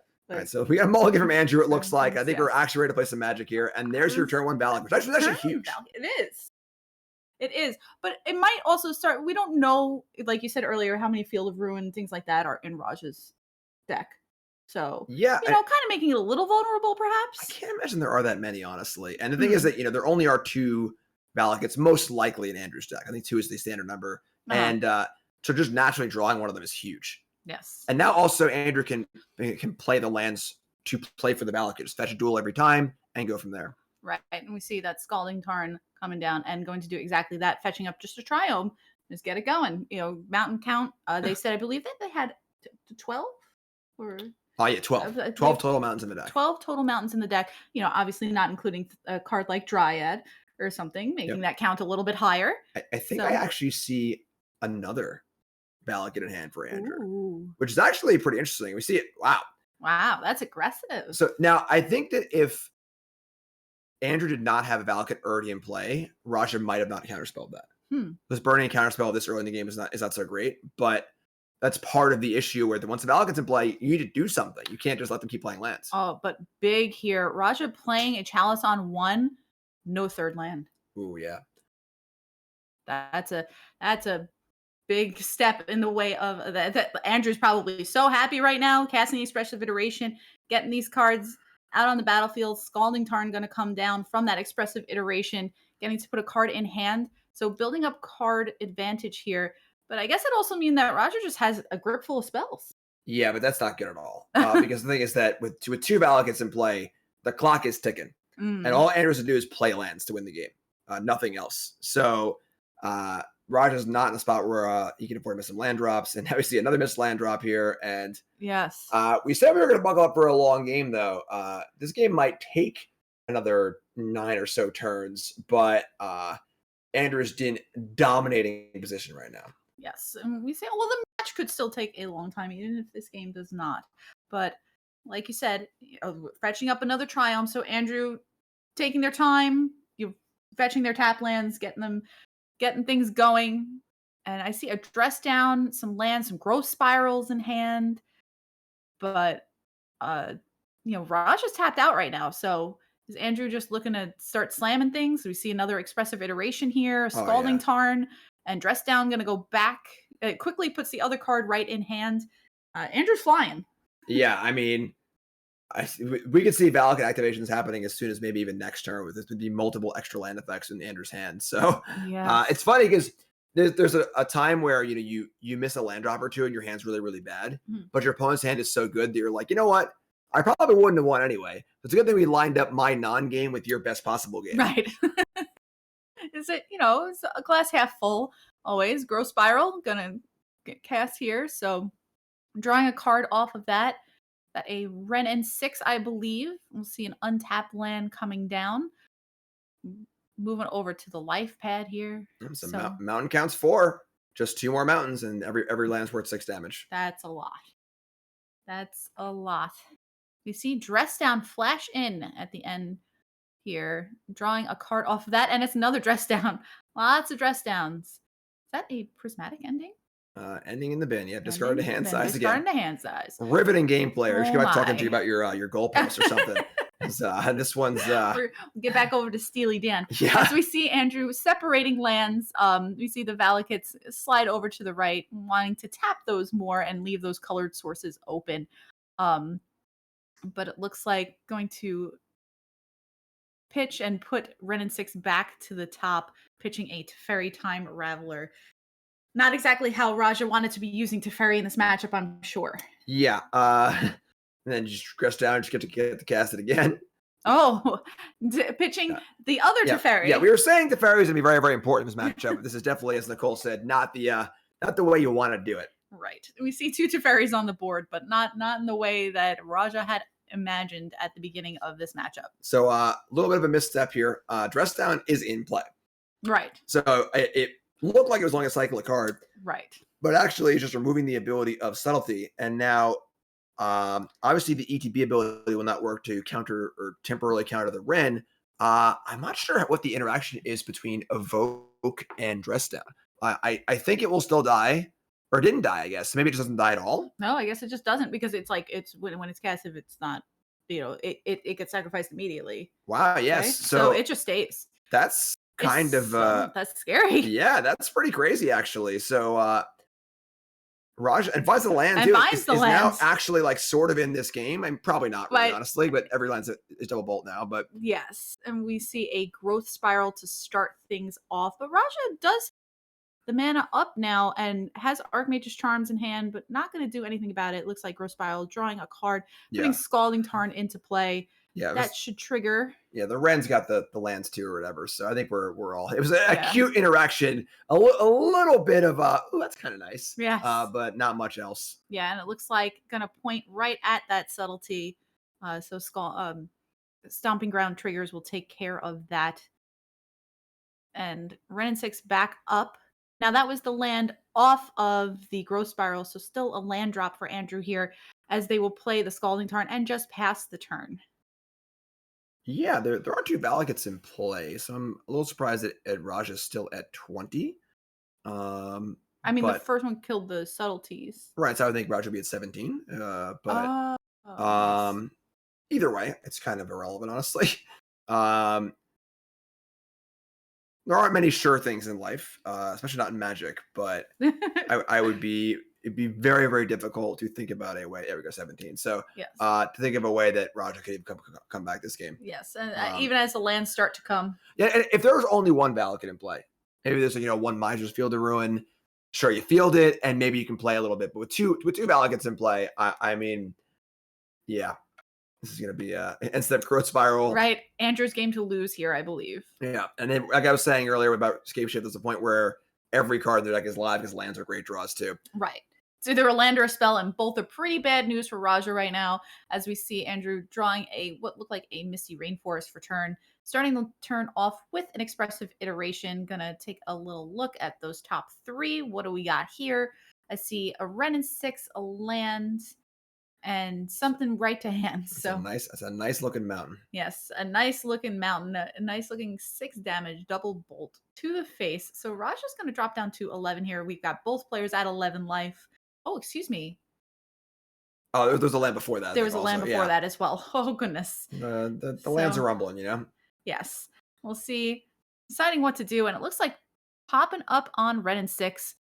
Gonna bring back a land, Scalding Tarn, because why not?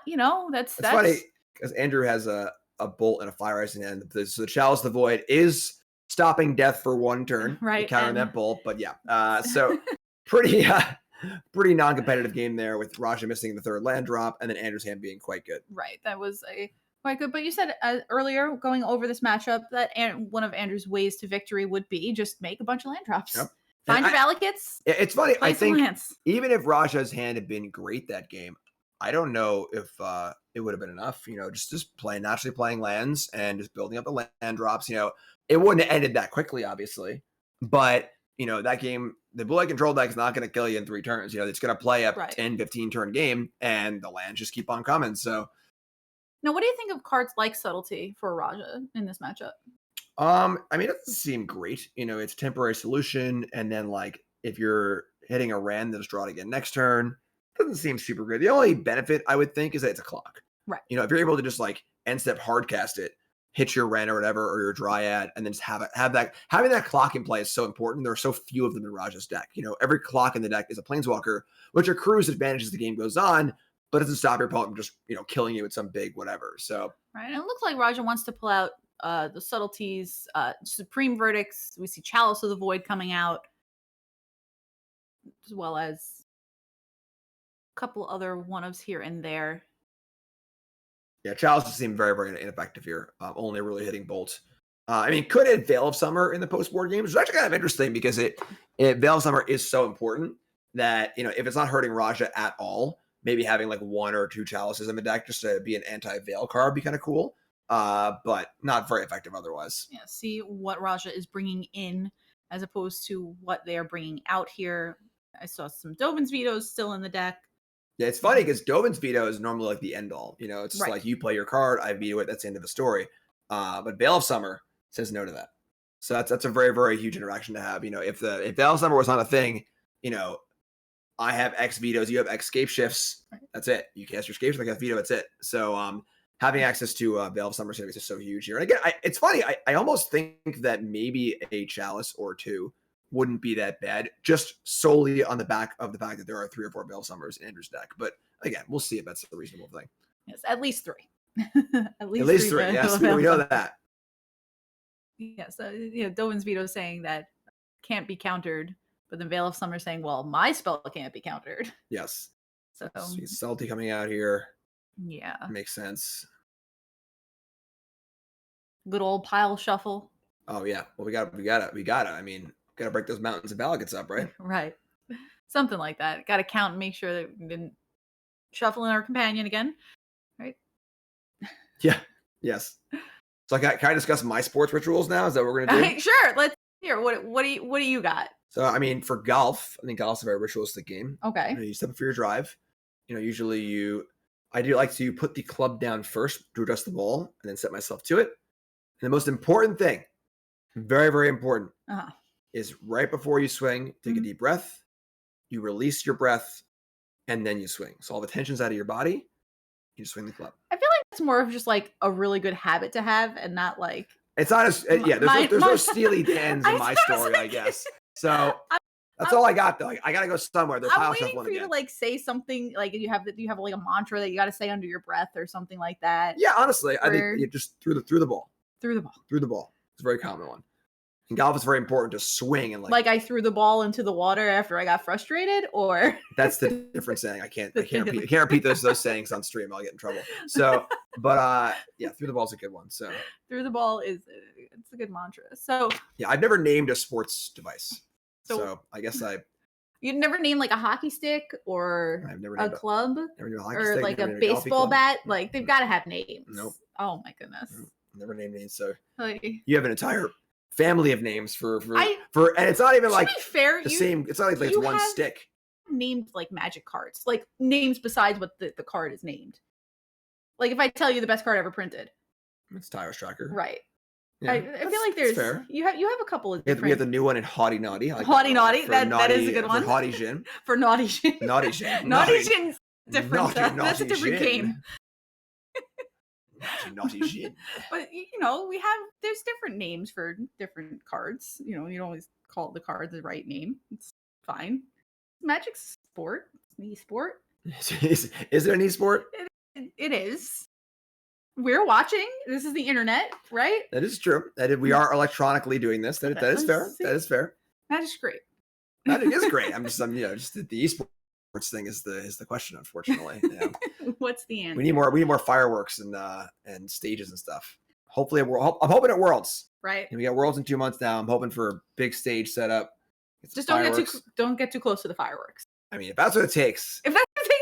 That'd be a great story. To get lit on fire at Worlds? Yeah, who would forget that? Right? You wouldn't. Exactly. I'd have a scars to prove it, and then no one else would forget it either. Oh. Hey, ain't you that guy that got lit on fire at Worlds? Yeah, I am actually. Thanks for noticing. My goodness. All right, I think we're ready to go here. And I imagine we'll have a more competitive game here. Post sideboard also, a lot of junk is out of a deck, like these Supreme Verdicts and Chalice of the Voids and stuff. I'd see a solid opener from Andrew here. We got some lands, Wrenn and 6, Growth Spiral, so castable cards, and we'll see a tap Colonnade from Raja, and then a pass of the turn to Andrew. Good old Celestial Colonnade. And a Valakut in hand for Andrew as well as one of those lands. Yep, and then not playing it on turn 1 with the Growth Spiral available because it's tapped for red. A little awkward there. A little bit. So we see that Steam Vents come and tapped instead, followed up by a Forest and just a pass back of the turn. Raja with some counter magic in hand. We see an Archmage's Charm, the draw for turn here. Thinking about playing that basic island, but making their third land drop, so must be a relief. Yeah, I mean, it's last game not making the third land up didn't go so well. So Next, we see Andrew end a turn, casting that Growth Spiral, and drawing a land off of that. We see Misty Rainforest. Thinking about which land to put into play here. Plenty of options. Is that a Boseiju? yes, I believe it is. Okay. It's just a full art, apologies. so we can figure that one out. Right. We see Veil of Summer as well in Andrew's hand. So getting ready for a potential counter war perhaps later on, as Dryad of the Elysian Grove will be the play here on turn 4. So I think we're going to turn see a 3. counterspell from Raja, and I think we'll probably see the Veil back from Andrew. So Right. I feel like whenever you get a chance to Veil, you should probably be firing it off. And then, of course, the Valakut already in play. That Dryad's very important too. So Right. now the fear here, I think a little bit maybe Teferi comes down and bounces the Dryad, and now Teferi will be in play. But it seems like a great sequence for Andrew either way. Right. Andrew could not catch up fast enough. Announced life total at 17 before they even picked up their fetch land. Granted a stomping ground, and Veil of Summer will be the play as we see a draw off of that. Elysian Grove resolves and is now on the battlefield. So all land types. Yeah, and that's a huge one too because you have to play an extra land as well. So that's land number 5. Now every land after this, as long as there's the Dryad in play, will hit for a lightning bolt effect. Yes, And what is this? Is that a dual land or no? I can't tell what the one glared land is. So on it's just a Andrew's basic side. forest. Basic forest. Okay, so not there completely naturally on mountains yet. Right. So if the Dryad is dealt with, we'll need another mountain or two in play, but that's a good scenario. This is currently a great scenario. Yes, we see a remand in hand. Boseiju going to be played out as a land, untapped onto the battlefield. And a Ren N6 coming down here. And we'll see if Raja has something to do to answer this, as they just played a Misty Rainforest and passed the turn. So I see it's perhaps a memory deluge in hand. For Raja, yes. This I think Andrew is being a little modest, honestly. When this matchup looks pretty good for Andrew. Keep making those land drops. Yep, that's the thing, And again, Valakut was naturally drawn both games, which is huge, but still pretty awesome. That's interesting. We see Andrew going to cast Fire Nice. Yeah, I don't know what's being cast right here actually. Is it to draw a card, perhaps? Like to tap a? I guess we'll see. It would be maybe to tap down the Misty so that they can't sack it. Well, they would just stack it in response. Response. I don't know what, but I don't know what they would do in response to. That's interesting. The thing is that if you tap the Misty, right, then you don't draw a card when it resolves. So correct. I'm not sure. Yeah, I'm not really sure what's happening. What the play was there? Oh, I probably topped the Colonnade, I guess. Then yes, Okay. Going to allow that to happen, and then Andrew going to draw a card off of ice, and I see a Steam Vents in hand. Dryad going to get into the red zone, but before it can. I don't know what that is. It's an Aether Gust. Okay. Aether Gust will take it to the top of the library, and the follow-up will be Ren and 6. All right. So the goal of the ice was to tap out for the Ren 6, and then of course Raja floated the mana. Andrew goes to combat. The mana goes away, and then the Ren can resolve too. So yeah, and this is what I was saying about the Aether Gust, where it's tempo play. All right, yeah, the Dryad's gone for now, but what about next turn? Right. What's the plan for next turn? And, when you're playing a tempo card, your goal is to make it so there is no next turn. But Raja, that can't really do that. Yeah, Raja, 4 cards in hand. It looks like Memory Deluge, 2 lands, and an unknown at the moment. We'll see where Raja would like to start. And it looks like Breeding Pool untapped. So down to 14, excuse me. So already at a lowish life total without that Valakut even really going. Yeah, and we see a buy on the Kahira. But Dryad needs to be answered, and then even if it is answered, there's still plenty of other things to deal with. Yes, and we see Dryad coming down, counter spell. It looks like the remand's going to hit the counter spell itself, so Dryad's going to resolve. Drawing off of that. So Andrew able to keep up cards in hand, so able to keep a pretty good flow of resources here while playing against blue-white control, something that blue-white I feel like would like to do. wait, what mana was tapped for the remand? I could not tell you. There was a breeding pool, or no, a steam fence out there. So perhaps it was the Well, there's 3 lands tapped for the Dryad, right. and then, I mean, free remands are pretty good. I don't know what I'm not sure what what's going on here, but sometimes you get a little excited and for like quickly be like, oh, For counterspell, sure. okay, remand, and then I think we're catching up to it right now. Perhaps no, that's a growth spiral. Oh my. Yeah, I don't know. I mean, the thought might have been that the Dryad was already in play.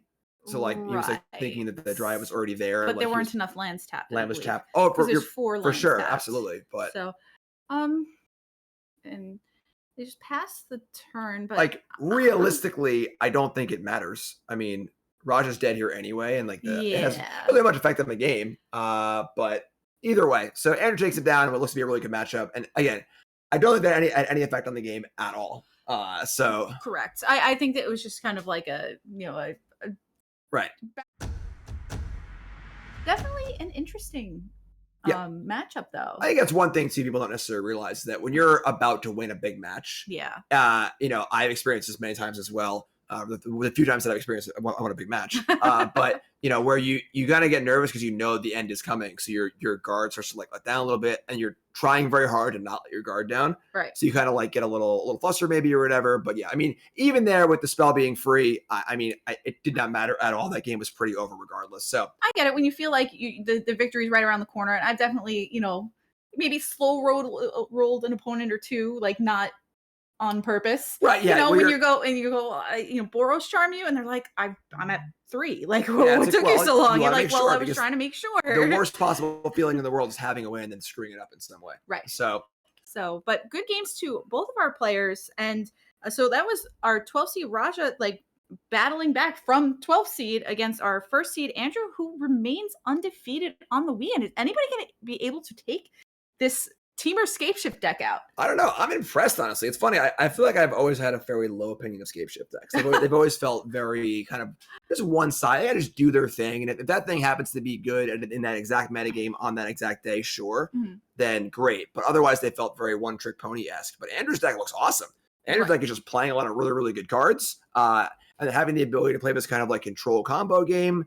And again, you can just play Valakut, just play Dryads. You don't need to gas space. There's no Scapeshift cast in any of those games. Right. Not even close to being gas. It didn't matter at all. So it was cast once, was it? Or maybe that was the last match. That was in the Murktide match, right? That was in the Murktide match. Yeah. Jeez, I can't even. Yeah, so I mean, it was pretty quick, to be totally fair. That was definitely a fast one. So we're gonna be moving along here and seeing what our next match is, because our other matchup Corey and Ross. I think it may be a Jeskai Breach Mirror, but.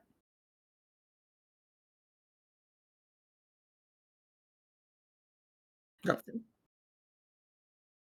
All right, so it turns out, not saying you should tune anywhere else, but you should open up a second browser window, because Corey's streaming his match right now on his own channel, which is CoreyB_MTG. Make sure you follow Corey. He's great, obviously. But keep the channel right here also, because we're here. We're here. Yeah, and we're going to a short break now, finish up that match, and then we got a finals here. We're going to have Andrew's very, very impressive Scapeshift deck against one of my good friends, either Ross Merriam or Corey Baumeister, playing Jeskai Breach.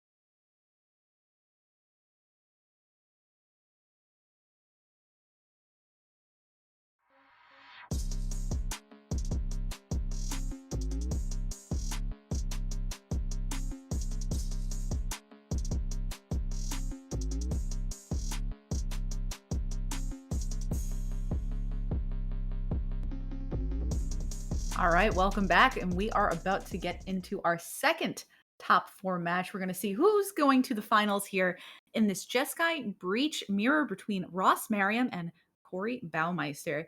Now, who do you have in this matchup, Jim? Got to pick one. My friend who's playing Jeskai Breach, who's on Team BCW. It narrows it down a little bit here. Yeah. So yeah, we do have the this is the stream from Corey. So we're a little bit lacking here in technology as far as letos and stuff like that. But we want to watch the match because there's no other matches playing right now.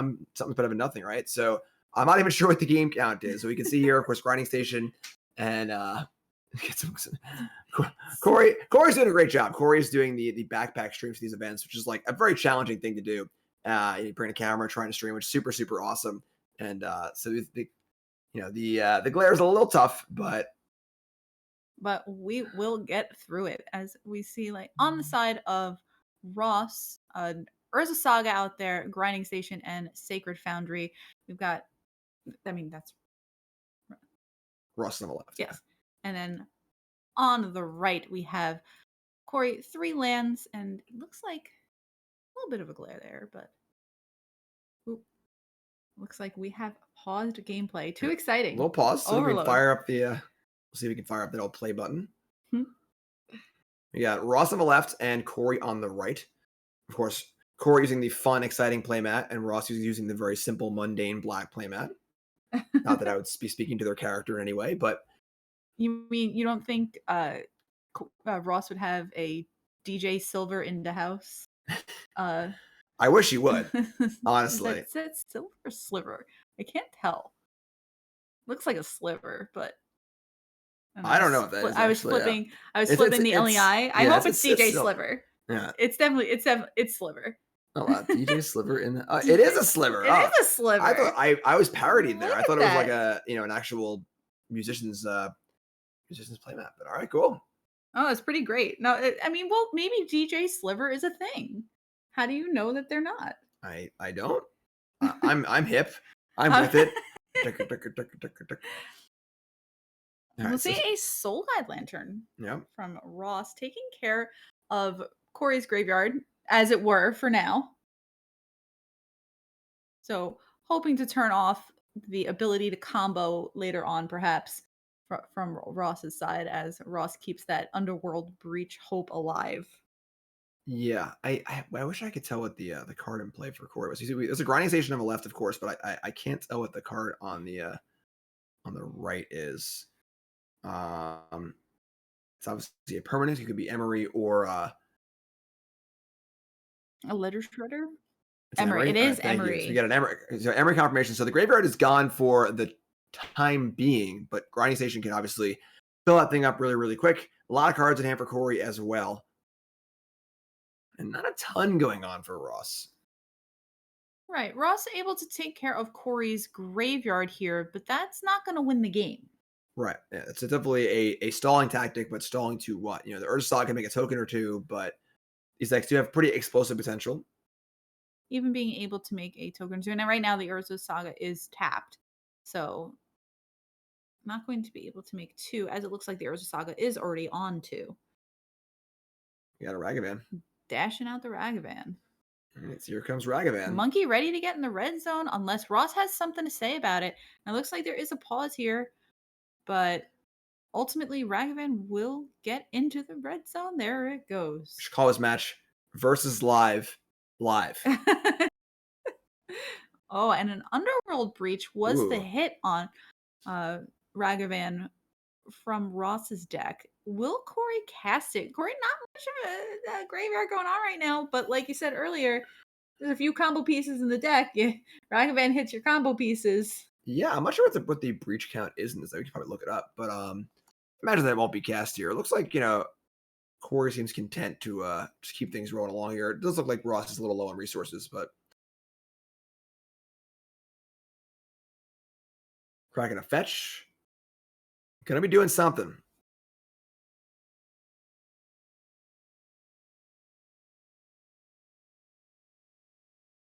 I guess we'll wait and see. Like I said, these decks don't have to combo off to win, with cards like Ledger Shredder and Ragavan being able to kind of like chip away at your opponent while they're trying to ensure that you don't get comboed out on and things like that. There's a plan A and a plan 1A. And we have an Odawara here for only 2 mana with 2 legends in play. Ooh.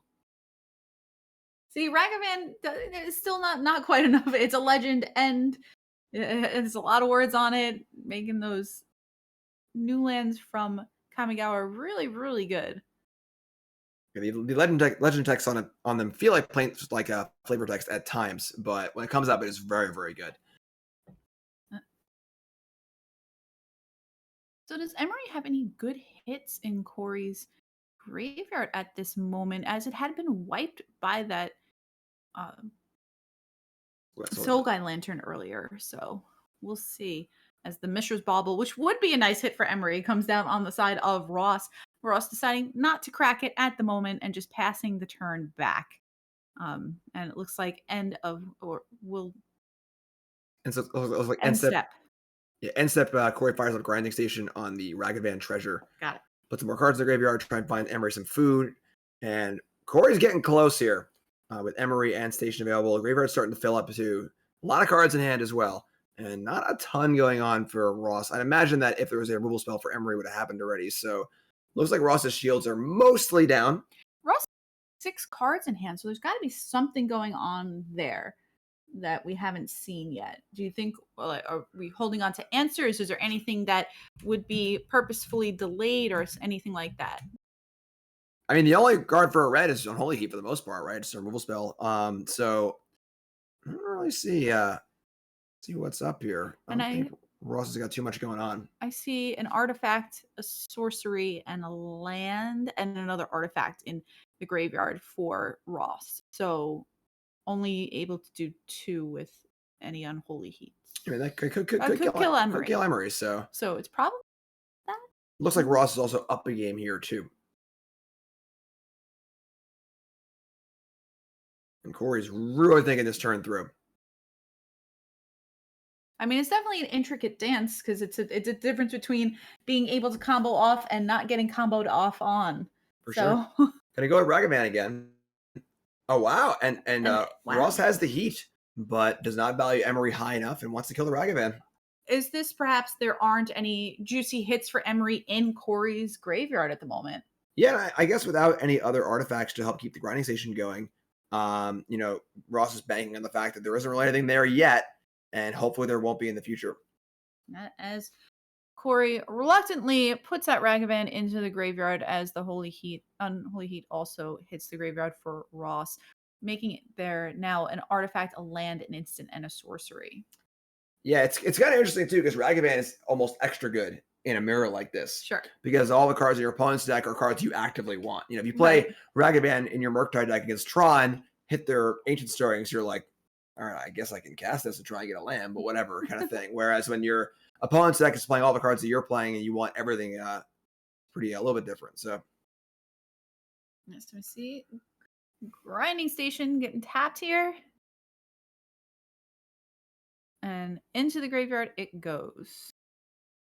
It's going to stack Station to itself, mill some cards, then probably get it back with Emery. So not killing Emery was a huge cost for Ross, but Ross valuing the Ragavan hit a little more. Yeah, I see a Mox Amber hitting the bin there, so perhaps another artifact to hit, although it looks like Corey does have quite a few mana sources at the moment, so see, but yeah. Gonna go for the Mox Amber and not the Grinding Station. The Mox Amber does come back down. Oh boy. Is that an Underworld Breach? It's breaching time. I mean, Ross is tapped out here. Not much that he can do, so it looks like gonna scoop him up. That's it. So yeah, with the breach, breach can recast the Grinding Station, and then you're good to go for there. So going into game 3 from the mirror match here, 2 BCW teammates, 2 friends, same decks, same sleeves. The BCW Mulberry Elite 2s, of course. I use the exact same sleeves also, actually. So as do I. Yeah, there you go. What a coincidence. Yeah, right. And of course, I was on Team BCW back in the day, but I'm an old man content creator now, so I'll leave these kids to their team BCWing. I would say mulberry is a sweet color. Oh yeah, mulberries. It was the color best of color. like 2018 or whatever when BCW decided to put the mulberry into the color line for the sleeves. It was the color of the year, so they had to make sure they had I mean, it's black, still blue, white, red, whatever, and mulberry. 2022, and it's still going strong. Pick mulberry every time. Yep. Twice on Tuesdays. Yep. We got Tan and Grace in chat, also a former member of Team BCW, also down with the mulberries. They are great sleeves. Not a sponsor of the stream, but we love them. So Apparently, chat is saying that they're one of the Emerys it got scooped up. Yeah, so of course, Ragavan stealing cards is a little risky when you're both using the same BCW Elite 2 deck guard sleeves in the same colors. Didn't you say that Ross doesn't pile shuffle? And Ross does not like pile shuffling. So we'll see. Even have Brandon DeCandio in chat too, another former BCW member. Wow, this is great. This is a down-home reunion here.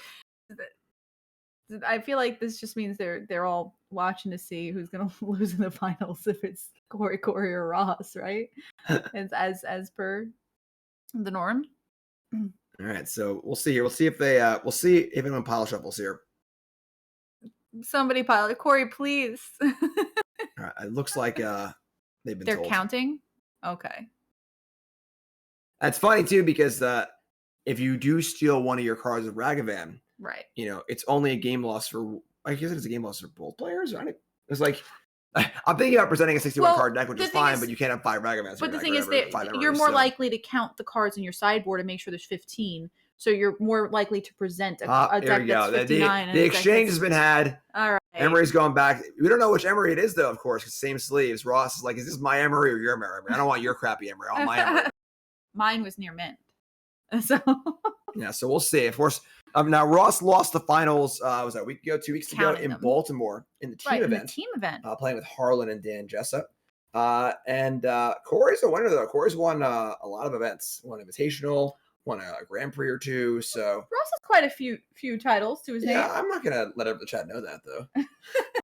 But yeah, so we'll see which one we'll move on here and which one we'll try and get the W in the finals against Andrew, who's waiting patiently with his Teamer Scapeshift deck. Yes, undefeated still on the weekend, Andrew Vorel, our Teamer Scapeshift player. So very impressive showing up to now, and going to be playing for a big chunk of that prize pool, $20,000 prize pool. It's $3,000 the first. There was no worry here. Corey had the pile all ready to go. Corey was going to pile shuffle anyway, even if it was just to annoy Ross. Yep. So I hope it is. Which makes it even better. Psychological warfare between friends, Oh man.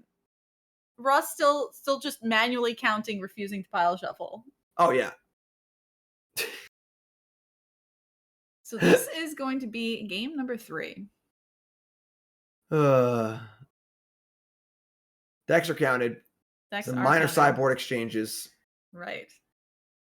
I guess that's one of the disadvantages of everybody playing the best sleeves on the market in the best color is available. And it's funny because mulberry is a more exotic color, but when everyone has good taste, it just causes issues. So. Right. So we see these players finally shuffling up, putting their sideboards away, and ready to head into game number 3 to see who will go to the finals here. I would have loved it if Corey fired off another pile shuffle there. Aren't you allowed to? Isn't that like That's true. They did change the rules. I was going to call it a delay of game, but it's not a delay of game. 2 minutes, you can't do that. Yeah, I think you might only be allowed 1 per match. Honestly, is it 1 per match? I thought it was 1 per. I thought it was. I feel like everyone just ignores that rule. It's definitely 1 per game for sure, but I'm pretty sure it's. I was pretty sure it was 1 per game because I've definitely had to pile shuffle.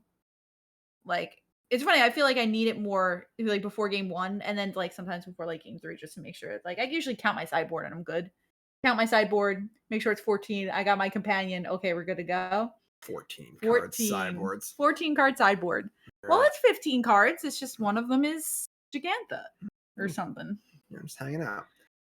All right, so game 3, we got Ross on the play, and again, being on the play is pretty big. Ragavan, of course, in these Ragavan decks, there are 4 Holy Heats and 4 Ragavans, so there are 4 Ragavans and 4 answers. Obviously, a Ragavan can answer a Ragavan potentially, but I imagine both players have prismatic endings and things like that in their deck as well. That is true. Post sideboard.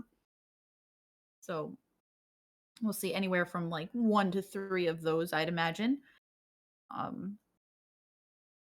Now, how much? I mean, imagine in a matchup like this, you're banking a little heavier on your graveyard hate, things like Soul Guide Lantern and Tormod's Crypt and things like that. Yeah, I think it's a pretty big song and dance between how combo you want to be and then how disruptive you want to be. Got it. Because every prismatic ending or Soul Guide Lantern you add to your deck, you're moving either a combo piece or a kind of fair element.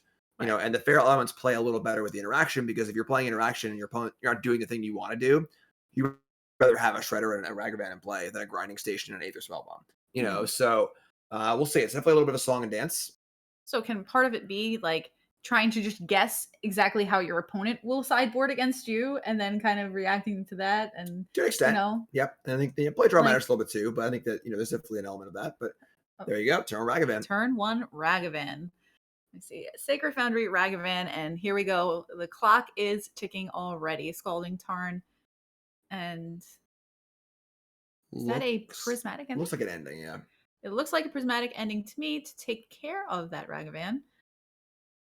Ending seems quite good here too, of course. Not only hitting a Ragavan, but hitting a lot of the combo pieces as well. Right.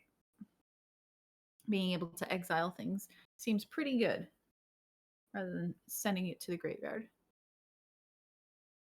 Hollowed Fountain from Corey's side. So turn 1, we've already seen a little bit of action here, a little bit of back and forth going on between these two players, playing the Jeskai Breach Mirror here. And question 1 has been answered. Yes. The game is very different if Ragavan goes unopposed for a turn or two. So now it's back to Ross, see what the next serve is. Right, and we see untap and a draw. And fetching with Scalding Tarn once again. So dropping down to 16. And we'll stay at 16, fetching up a basic island here. We'll see what Ross's turn 2 play will be. A reminder, this is game number 3, so the winner here moves on to the finals, where Andrew Varel, our Team Escape Shift player, is waiting. Patiently waiting. Patiently. Hopefully. Maybe not, though. Maybe not patiently. Maybe just, running circles in the back. 10 feet off frame, just tapping the foot, then tapping the fingers. Would you blame him? Yeah, I mean. Wow, we see an unload here from Ross. We see Ragavan, followed by Mishra's Bauble, followed by Tormod's Crypt, followed by an Emery, which basically has affinity. Yeah, that's a pretty explosive turn too. Not too shabby. So Ross led off at the serve in the front turn 1. Corey answered for serve and now leads off with an even stronger serve here on turn 2. Right, and we saw Corey having the answer for Ragavan on turn 1. Let's see if Corey has an answer for Ross's entire board here on turn 2. Yeah, it's going to be tough, and then Ross has the dual threat here also of the Bauble and the Tormod's Crypt. So Emery can be either a graveyard hate piece or can be a card draw engine. So looks like a Shredder there for Corey, so that will block the Ragavan potentially, but Emery's online. Emery is online as the Mishra's Bauble was cracked at the end of Corey's turn there.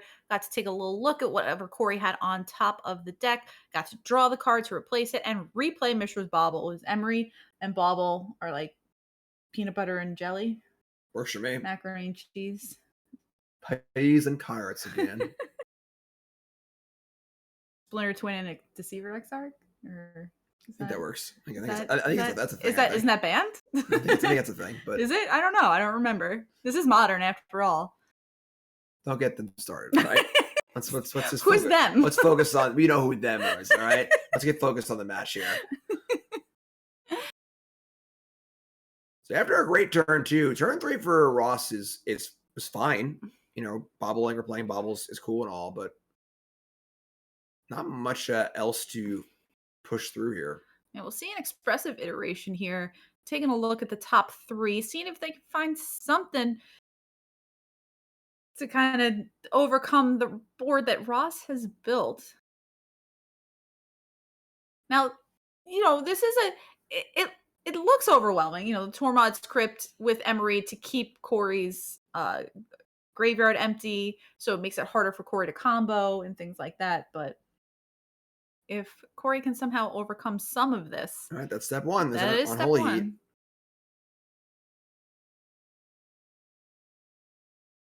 Where is the land to cast it? Let's see. There it is, shocking it in. So down to 15, I believe. And debating on where this should go, and it looks like has to go to Emery. That makes a lot of sense. Yeah, Ragavan's currently checked, so. And speaking of, checked by the Ledger Shredder that just got to connive, we'll see a land hitting the graveyard for Corey. So going to stay as a 1/3. Good enough, though. Good. Still blocks Ragavan. Mm-hmm.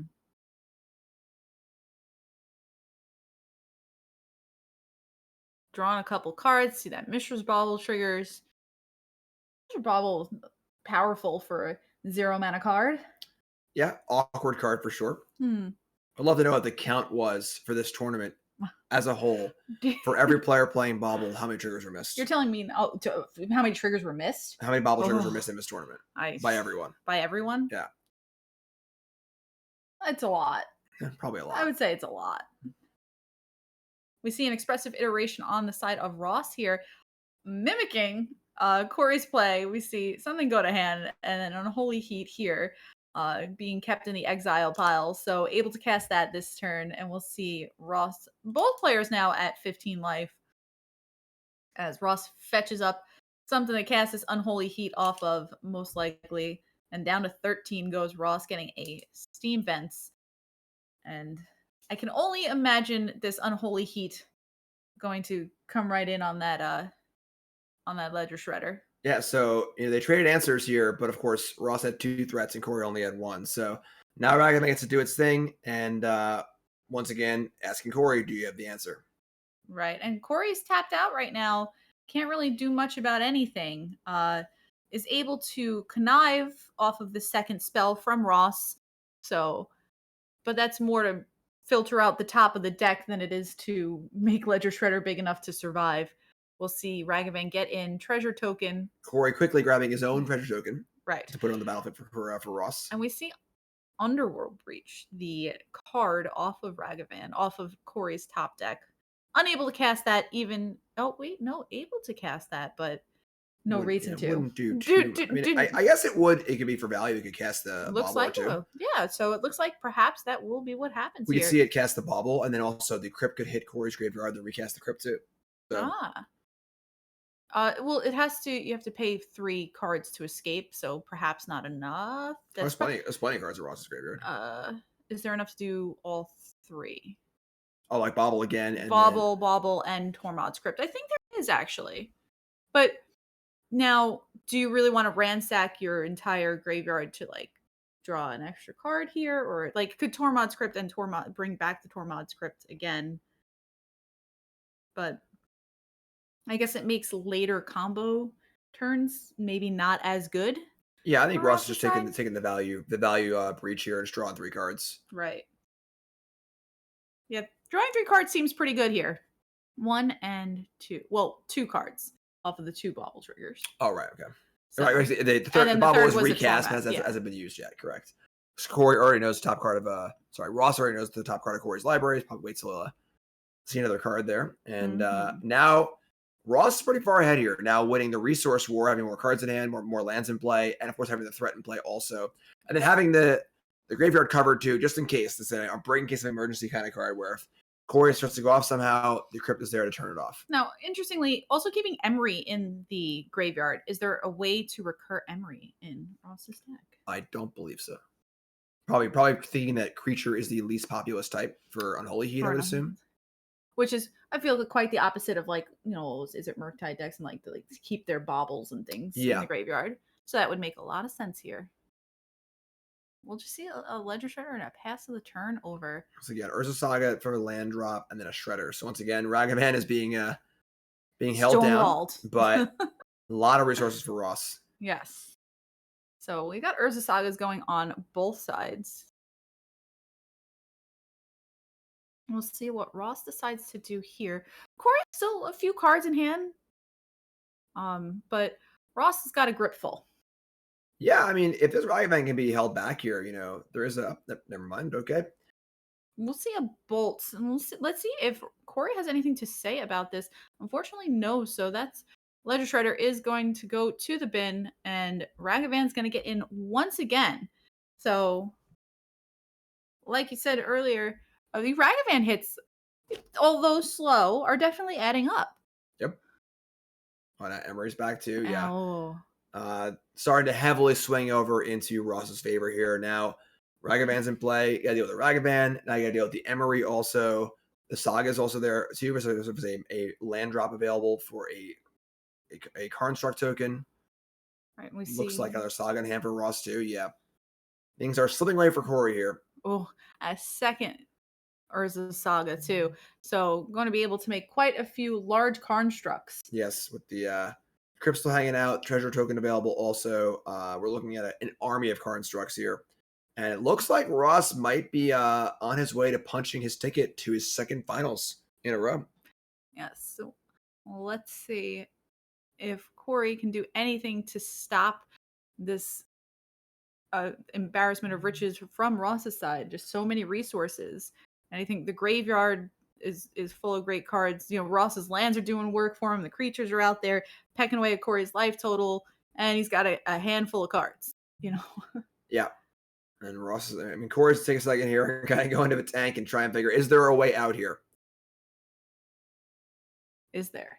I don't know if there is. I mean, I guess like if there was a way to kill Emery this turn, right, and then a way to the Construct could block the Ragavan in theory, but that means that both of those are answered, but there's still at least 3 or 4 Constructs coming off of Ross's Urza Sagas as well. So right, and something like an Underworld Breach isn't going to do much with the Tormod's Crypt in play, so can't cast multiple spells that way from Corey. We'll see a Scalding Tarn coming in, fetching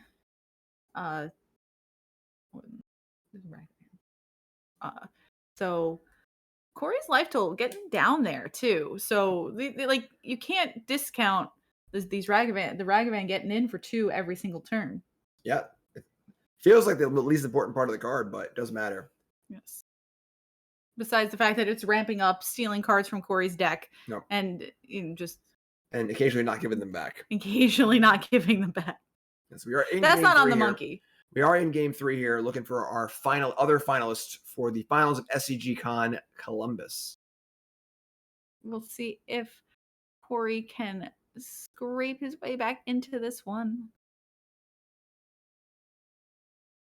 I saw a token come down, so it looks like a construct was made here. And then Ledger Shredder. It's an Emery. An Emery, excuse me. Emery Mill 4. Emery Mill 4 and a construct. Yep. Got it into play, didn't wait, just wanted to get it down. And now it made the Emery cost less. Pardon me. Correct. So that makes sense. Now the construct train starts to roll for Ross here. And then Ross has to figure out what he wants to do on his upkeep, or his main phase for his chapter 3 of Sagas. You got Emery's, and you got a lot of things to do here for Ross. I don't see any proper construct tokens out there. I thought they were your friends. That's true.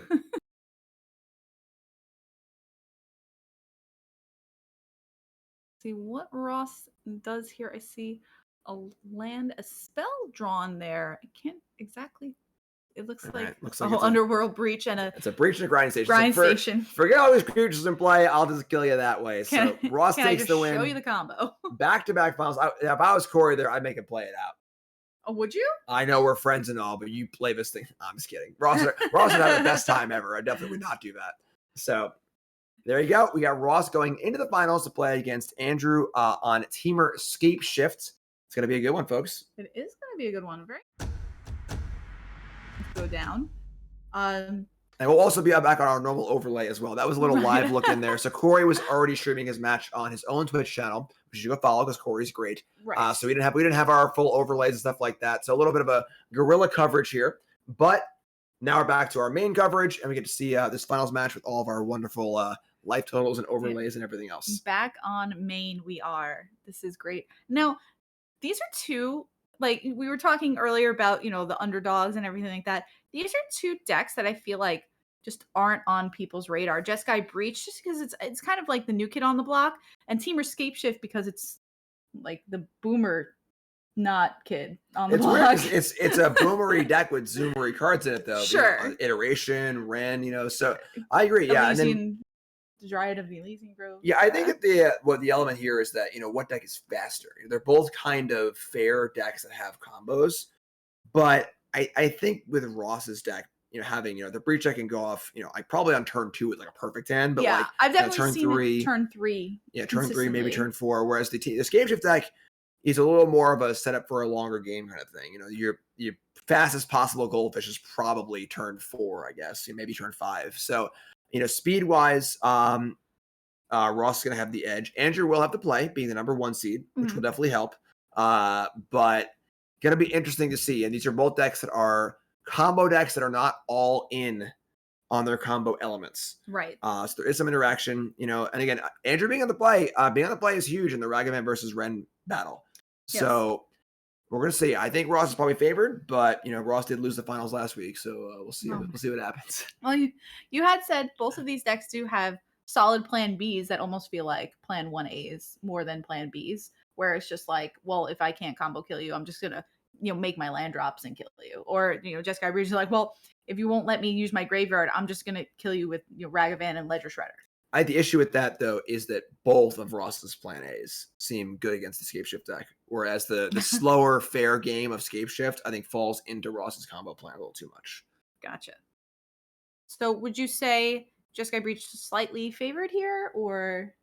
Yeah, I think if Ross is on the play, it would be pretty heavily favored. But Andrew's at the play for at least 2 games, so I think Ross is definitely favored. But Andrew's deck has looked great so far. Andrew has not lost this weekend. He has 1 blemish on his resume, a concession, which is not a loss. So Andrew's played 12 matches in this tournament and has not lost a single one of them. It's pretty impressive. That's a lot of wins. It's not an easy thing to do in a format as powerful as Modern. So Andrew's riding a heater. Ross is also, honestly, Ross is on a bit of a heater too. This Jeskai deck, he's played it now, won an RCQ, lost finals of an Open. He's been playing it for a while and done very, very well with it. Very, very experienced. So is this Jeskai Breach deck the real deal? I mean, it's hard to argue with the results. There's definitely times where you see a very good player playing a somewhat weird deck and doing well, and you got to ask yourself, is it the player or is it the deck? Right. But Corey played it too, so.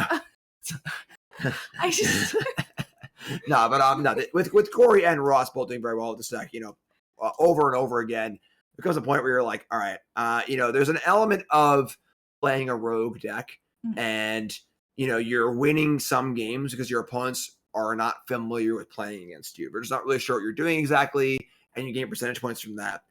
At this point, if you're an experienced Modern player and you're playing in top 8 of this event, you probably have at least seen Ross play the deck or aware what it does, or maybe even played against it before. Right. So the surprise factor is waning, and the deck is still doing well, meaning it's probably pretty real. All right, yeah, because I feel like there's definitely some points where you sit it down across from an unknown opponent, and they go, Scalding Tarn, fetch Steam Vents, play Ragavan, and you go on playing against the Murktide deck. And then all of a sudden, there comes like Emery and stuff. And you're like, wait, what's going on? Here comes Mox Amber right? and the Aether Spell. Grinding Station. And you go, what is going on? So I don't know as much as they were able to leverage that, or as much as players are able to leverage that.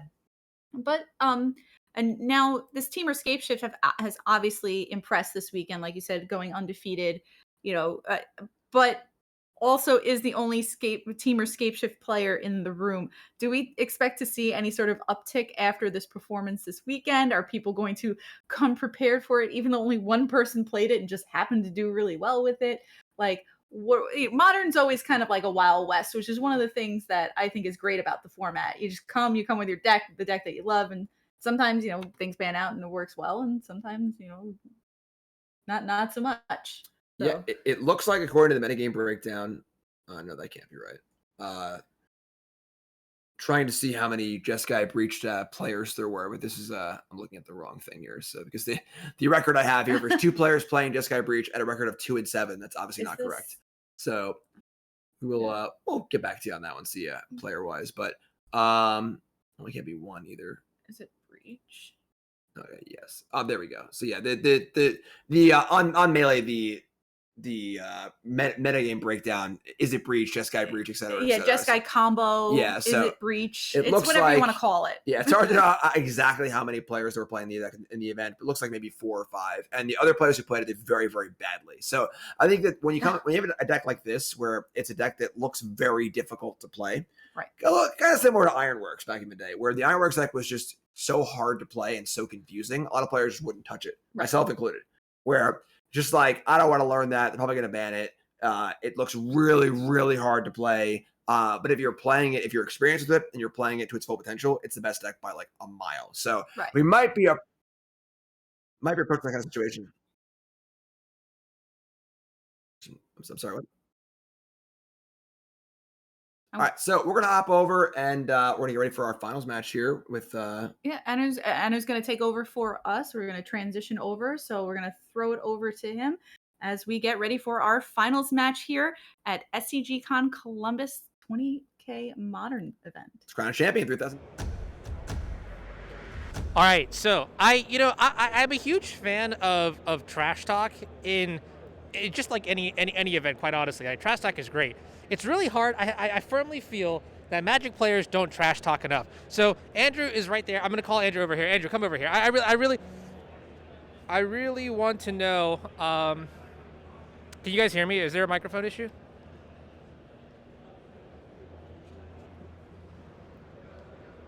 Okay. Sorry. Chat could hear me, but Jim and Nicole couldn't, and it's very important. Oh, Ross, you're here too. Perfect. Okay. So I mean, just a little bit of showmanship right now. I talked to Andrew earlier about his matchup against Raja, and he was super humble. And what I want to know is, between the two of you, who's going to take it down here? Right here. Right there? This guy. Do you have anything to say about that? I mean, we're just going to play Magic and see who wins. Hopefully it's me. Really? Okay, all right. I like it. Even in the face of adversity, a little bit of modesty. Glad to see we got 2 finalists after, 12 rounds of Swiss and a lot of elimination rounds. Ross Merriam and Andrew Vorel. That's me right here. They're going to battle off here. And I'm going to transition over to Jim and Nicole real quick to take it over as we start the last match. So, Jim, Nicole, thank you. Button. Cool.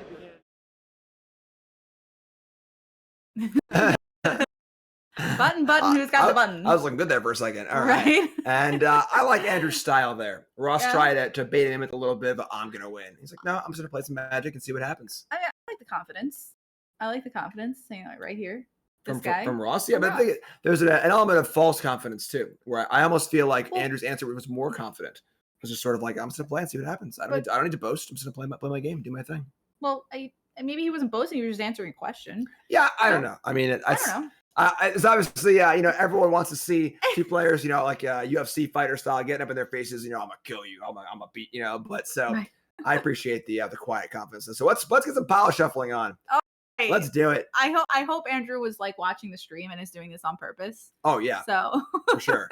I also the same thing. Ross hates power shuffling, so you just power shuffle 5 times against them. You just gotta do it. Yep. Hold on, Ross. I'm gonna power shuffle. Give me one more shuffle here. Sure, I got my companion. All right, so we have Andrew on the play, which again is very, very important. Andrew has not lost a match in this tournament, and Ross is also on a bit of a heater. Lost the finals of Baltimore 2 weeks ago, which obviously I say in jest is lost the finals, but realistically came in second and beat everyone else. Right, which is still pretty good too. But all by his lonesome this time. Yes, We have that was a team event with Harlan Fear and Dan Jessup, also 2 good friends of mine, and now he's all by himself. Ready to breach it up and see if he can't take down his championship. Yep. I don't have the stats in front of me. There's no Nick Miller, unfortunately, as far as Ross's total number of top 8s and wins and stuff like that. But it's a lot. Ross is one of the most decorated players on the SCG Tour. I suppose this is not the SCG Tour anymore, but it's an SCG adjacent event, so it's worth mentioning. Yeah, SCGCON Columbus. I think it's a 2-day open, as they used to be, right? That is true. So definitely an impressive showing from both of these players, our 1st seed and our 3rd seed, battling it out for the $3,000 top prize. And both of them, though, have already punched their ticket to DreamHack Atlanta in November, going to the regional championships down there. So that is quite exciting. And ready to shuffle up and play. Let's see as we resolve mulligans here for game number 1 of our finals here at SCG Columbus. Who do you got?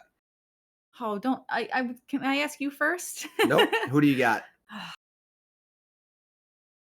I gotta go with Ross. All right, I'll take Andrew. I think Andrew's an underdog here. I do think Ross is ahead in the matchup for sure, but Andrew's been running hot. I like the confidence, the kind of cool collectedness, and hasn't lost yet, and has the play. So I was picking Ross because you said that you think that they've got the slight edge, with the it's probably a different little race. more than slight, honestly. Sure. I think. So But I was just gonna go with that because I want to be right. So, fair. but as we see Ross take a mulligan here, though. There you go. So Ross is going to go down to 6. Andrew keeps the hand, and I think that the pressure is more on Andrew to have a good hand here. Right. I think that if we were going to ask what player is going to mulligan more aggressively, it would be Andrew because he needs to have a better hand that's a little more proactive, and then I could go a little faster. So Andrew keeps. Ross is going to mulligan. So Andrew keeping 7 is either like really scary or like being like, well, I hope they kept just an okay 7. I think it's a show of strength from Andrew. I think that Right. Andrew would mulligan a mediocre hand or Right. a middle of the road hand you might keep in a better matchup. I think Andrew would mulligan here in this probably not a great matchup. I guess we're going in. Now, does Ross have a way to stop a escape shift? I don't believe Like a so. counter spell or any sort of like I don't way believe so. to- I believe if in game 1 especially, if Andrew casts escape shift and it is lethal, the game will end. The question is basically, can Ross win beforehand? And Ross's combo is much faster. All right, and let's take a look at this new 7. I suppose there's also the path of Ragavan exiling both Delegates. Right. How many Ragavan triggers can Ross get off against Andrew, and hope that Andrew doesn't have double Valakut in the opener. So, and it looks like shocking in a Steam Vents to kick things off here. Spire Bluff Canal and a Mirror Spellbomb.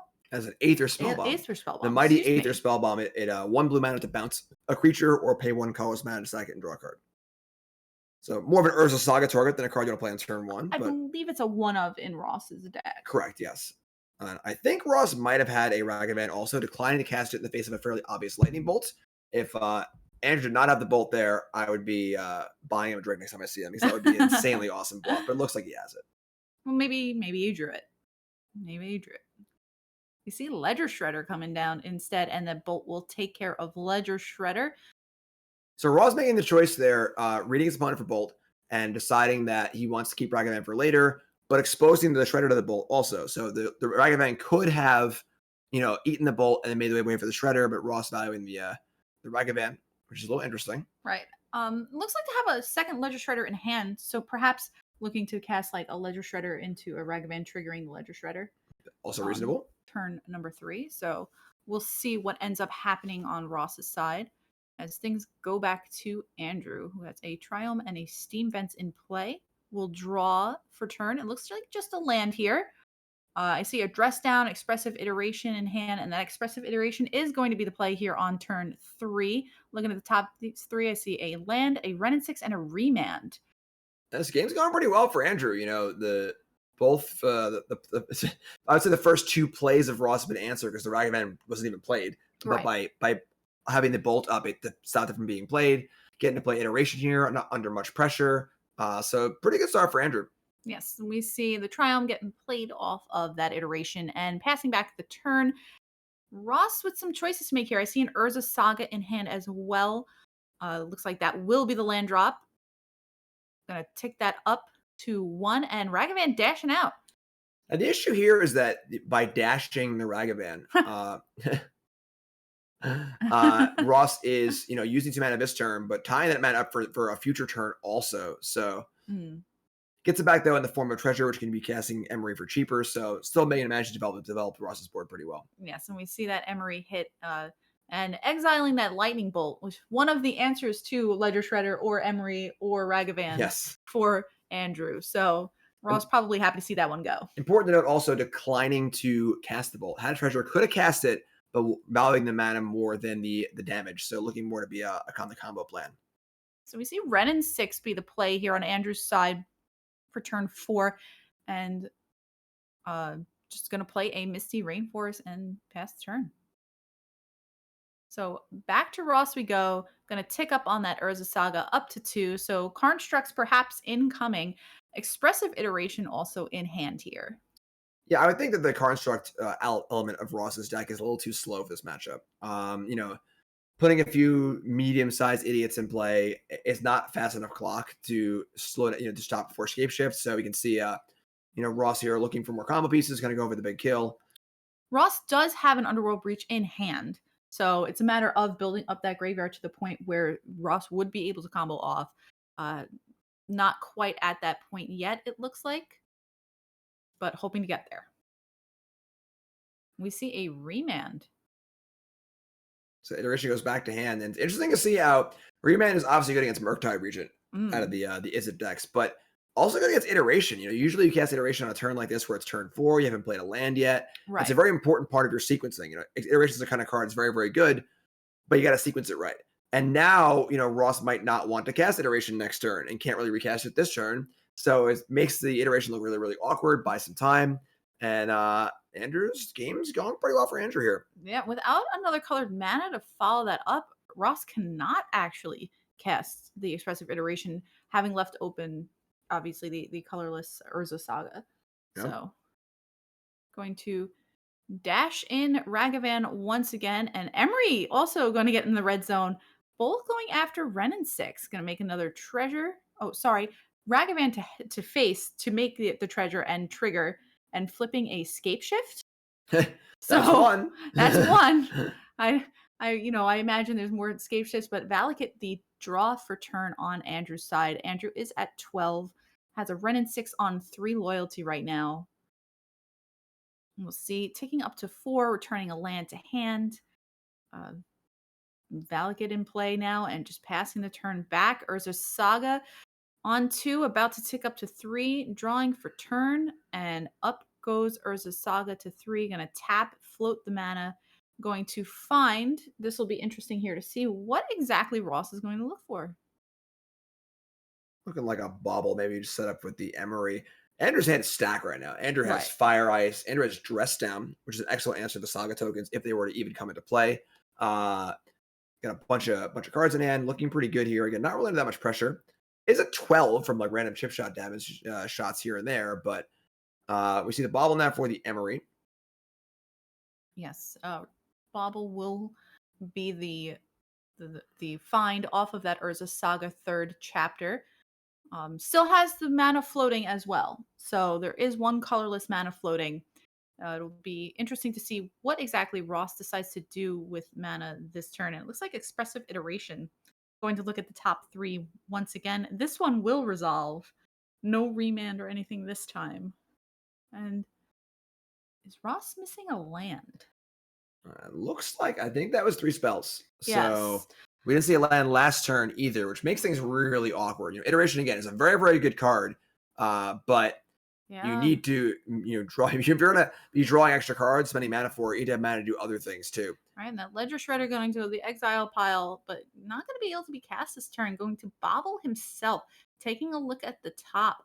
All right. Aether Spellbomb. So look at top. It's a land on top. Going to draw with spell with the floating mana. Makes a lot of sense. So we see that island coming down, but can Ross do anything else this turn? Has access to Breach, but I don't think casting Bauble once twice is too good. Has access to Emery to recast the Bauble. And it looks like that will be the play. So Emery casting Mishra's Bauble. And we'll see if Ross has anything else to do here. It feels like Ross is getting close. Yeah. With Underworld Breach and everything, hitting that 3rd land I think was big. Yeah, absolutely. If there wasn't a land on top here, would not be close. But I think that starting to get there, if you draw some of the Bauble triggers coming. However, Andrew still has a bunch of cards in hand. I mean, we know Andrew has Fire Ice in hand. Looking like a Dress Down as well. For open mana is a lot of mana, and it looks like cracking double Underworld Breach, I believe, in Ross's hand. I believe Ross has a 2nd copy in hand. So we'll see this Underworld Breach. Going to take a look at Andrew's top card with the Bauble. So that's his 2nd Bauble trigger here. And going to bring back the Bauble, exiling a few lands from the graveyard. Going to Bauble again, exiling 3 more cards from the graveyard, and replay it. And that leaves 2 cards in the graveyard That's all Underworld Breach can do this turn. So Underworld Breach will then join the rest of the cards in the graveyard and pass the turn back, drawing three cards off of Mishra's Bauble. Right. So setting up for next turn. Interesting to me that there's a Fire Ice in hand. Now 2 Fire Ice in hand for Andrew. There's only one on the previous turn that wasn't used to kill the Emery.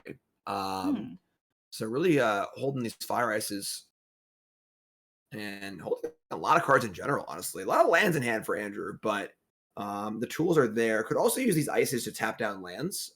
So this could be a possible combo turn. Might see Andrew tap down a land or two and try and work things that way. But yeah, it looks like Expressive Iteration and Mox Amber were the draws off of the Mishra's Bauble trigger at the end of Andrew's step and Ross's draw step as well. So that's a lot of cards in Ross's hand right now. Yeah. Shredder, Amber, pretty good. Yeah, Shredder followed by a Mox Amber. And to trigger that, being able to, dig. There's a land there now, Sacred Foundry we see. But happy to put a non-land to grow this Ledger Shredder into the graveyard and build up towards that combo turn even more. Ledger Shredder will grow. Now it is a 2/4. And an Expressive Iteration again without a land drop so far this turn. So going to take a look at the top 3.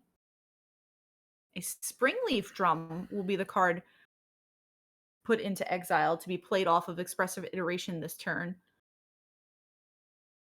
which kind of signals there is another land, and that land is Urza's Saga in Ross's hand. Springleaf Drum will come down, so still yet another mana available to Ross right now.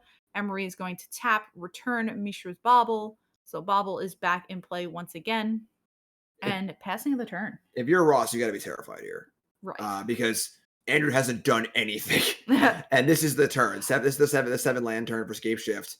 And it would be hard to imagine not having it here. Well, we see Iteration, though. We see Iteration. Now, this is 3 looks at it. So we'll see. We know one Scape Shift got hit off of a Ragavan trigger that is exiled. So we've seen a Dryad of the Elysian Grove and a land go back to the deck, but yeah, I'm interested because there's still Fire Ices and stuff in Andrew's hand that also haven't been cast. I would think if you were looking for the Scape Shift, you would just fire off more Ices and draw more cards. Yeah. But gonna cast a Dryad. Now there is a fetch land in play and a Valakut in play and another fetch land in play. So there are bolts flying everywhere. Yeah, here come the bolts. All right. So yes, that fetch land going to bolt Emery. Ross says, all right, Emery is in the graveyard. Gonna fetch up that Misty Rainforest to find something, which is another mountain, even if it's not. Well, it's definitely a mountain. It is a mountain. It's just what kind of mountain? An island mountain? A forest mountain? It's an interesting game of both players just building up a ton of resources and they're kind of just waiting for one person to go off, and it just hasn't happened yet on either side. And we see Ren and 6 tick up after that and bringing the Misty back, double bolting that Ledger Shredder. There is not much that Ross can do here. So that's 2 bolts to the Ledger Shredder's face should take care of that. Beak. Clear beak. And that's going to take care of that, kind of clearing up the battlefield on Ross's side. There are some residuals. There's still a Springleaf Drum, a Mox Amber, and a Mishra's Bauble in play, as well as an Urza's Saga. But like you said, all pretty slow, and with cards like Dress Down in Andrew's hand,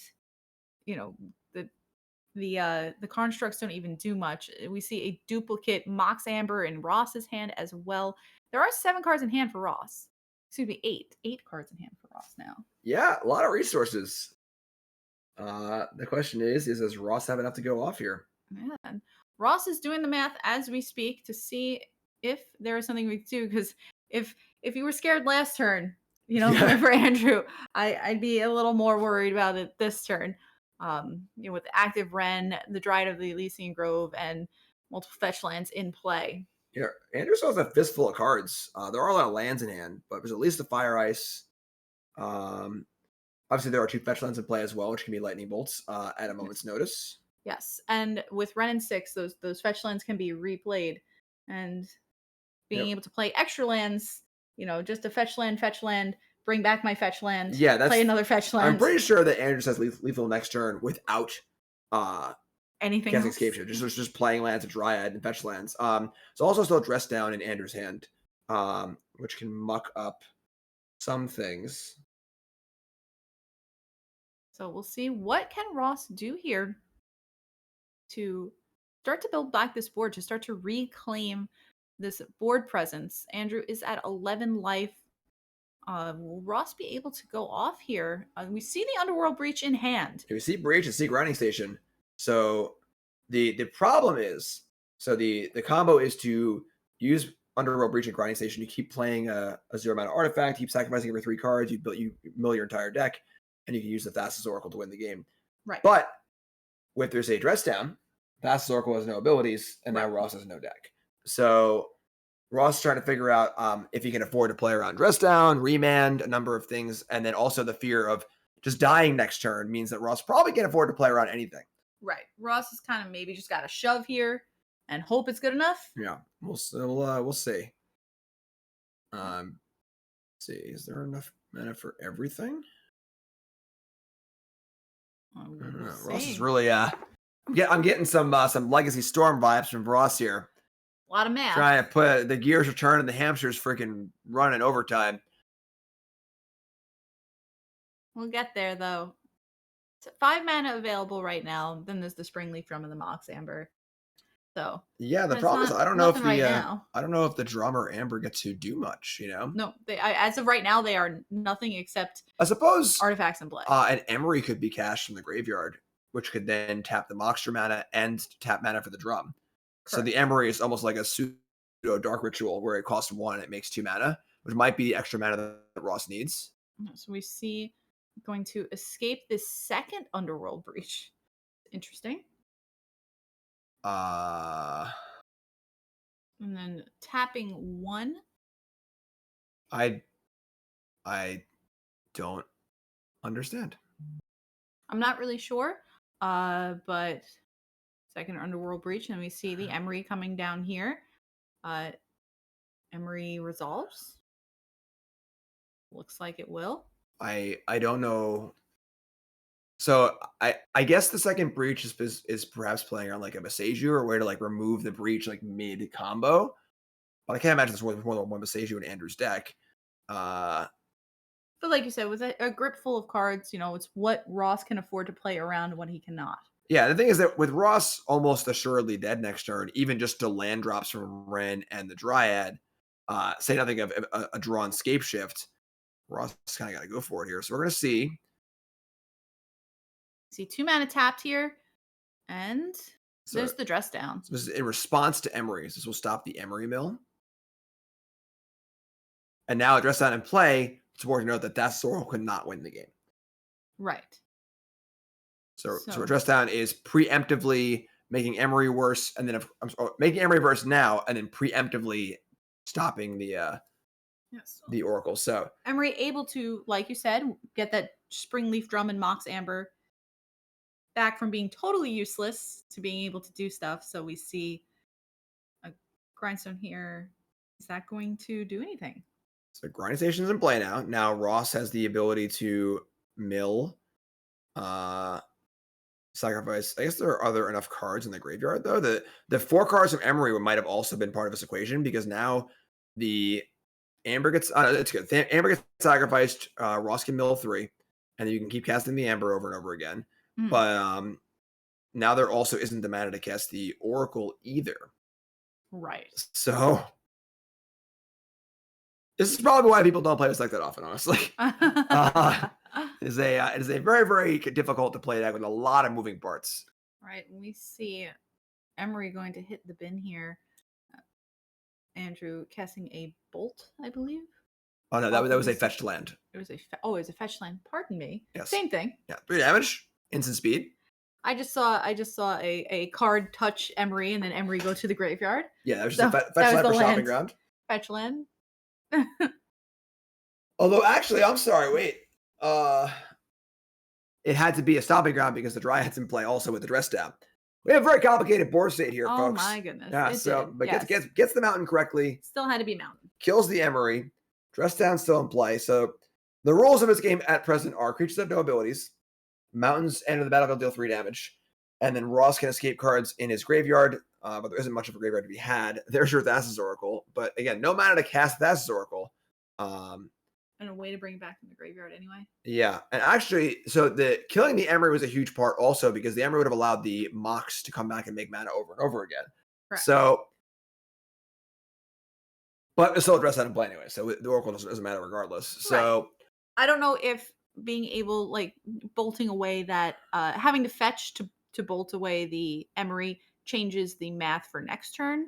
If Ross gets one more turn after I think this, it too. definitely does. Yeah. I mean, obviously, Andrew can still just draw Escape Shift at any point. Correct. But still a lot of cards in hand. I believe still a Fire Ice that can cycle as well.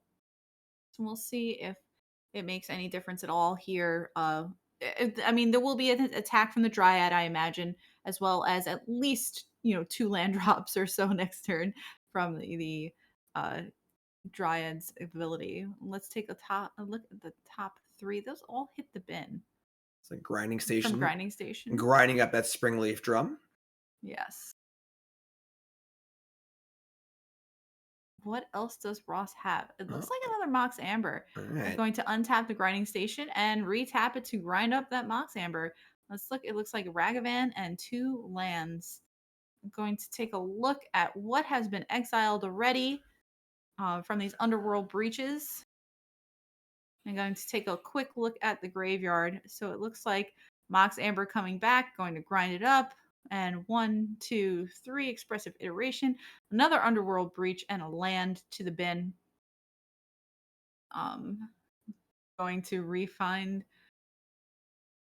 It looks like 3 more cards out of the bin. I'm just gonna keep running it with that Mox Amber. 1, 2, 3, Grinding Station, double Ragavan. Counting how many cards left in library for Ross. There's not that many. Yeah, so Ross would need another Underworld Breach to cast the Thassa's Oracle from the graveyard next turn, while also leaving himself with 2 or less cards in deck when the turn begins.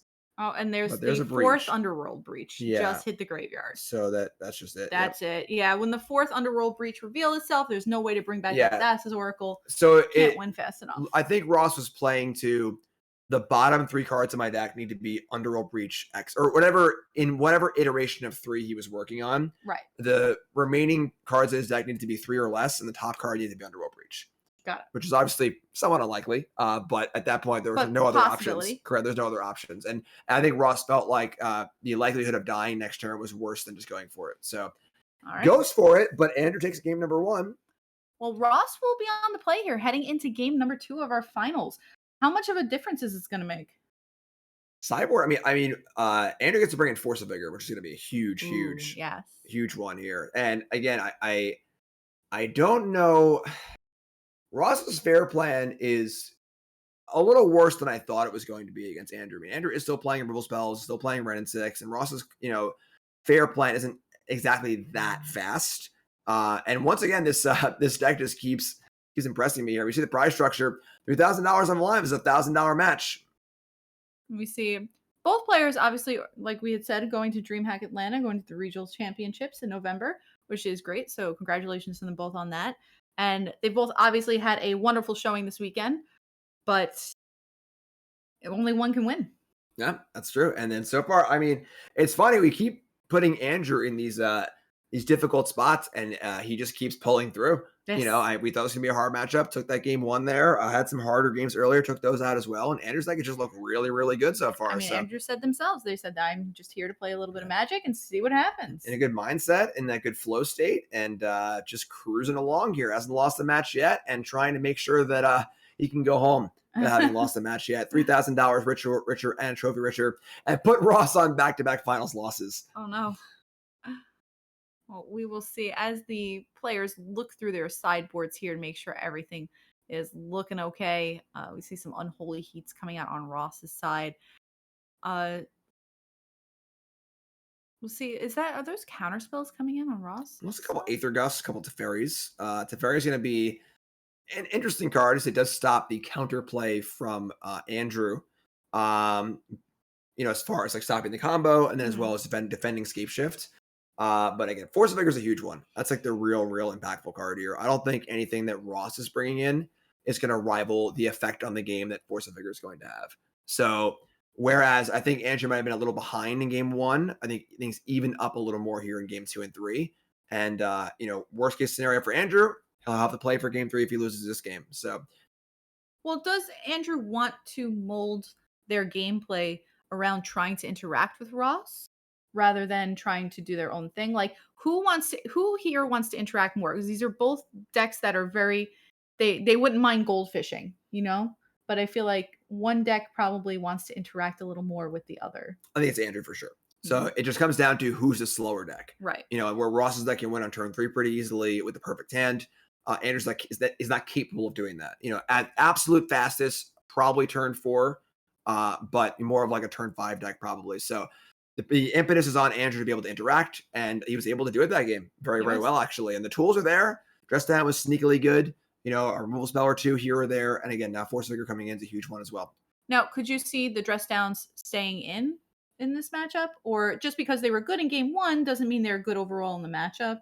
Yeah, they seem pretty good, honestly. The fact that with a Dress Down and play on a combo turn, that Ross can't just win the game. It has to resort to this, like, well, I have to have 2 cards left, and then maybe I can having to add this whole extra step to the combo is good. Mm-hmm. And then honestly, it just really good against Urza Saga too. If Ross tries to go into that backup plan, just like play a bunch of artifacts and get a few constructs in play, because now Ross has a little more interaction too. Sure. So typically after sideboard, both decks slow down a little bit because both decks are bringing in more focused tools in the matchup. So Ross has an Aether Gust or 2 and it's a Fairy or 2. Andrew has a Force of Vigor or 2. So with both decks slowing each other down, game gets a little grindier, and whereas the constructs were not so good in game 1 because it was too fast, they're going to get better in game 2 and 3. Therefore, Dress Down's better in that spot too. Like grindier, like grinding station grindier? No, grindier. The opposite, actually. The less grindier. Less grindy, more grindy. Less grindy. Just more Karn tokens. Got to get Ross some of them construct tokens. We do. Of course, for those who are unaware, Nicole and I have a dog whose name is Karn. And we had a token made from the wonderful Inkland Customs, yes, which is a Karnstruct token, the construct token made by Karn Sign of Urza and by Urza's Saga. So get your Karnstruct tokens. I don't know if Inkland sells them or not. They probably do. I don't know. They should. They should, definitely. Karn's a good dog. Yeah, seriously. Pretty cute. His little flipper feet. His little patch over his eye. Enough about Karn. So what's the game here? All right. I'm here. I'm ready to go.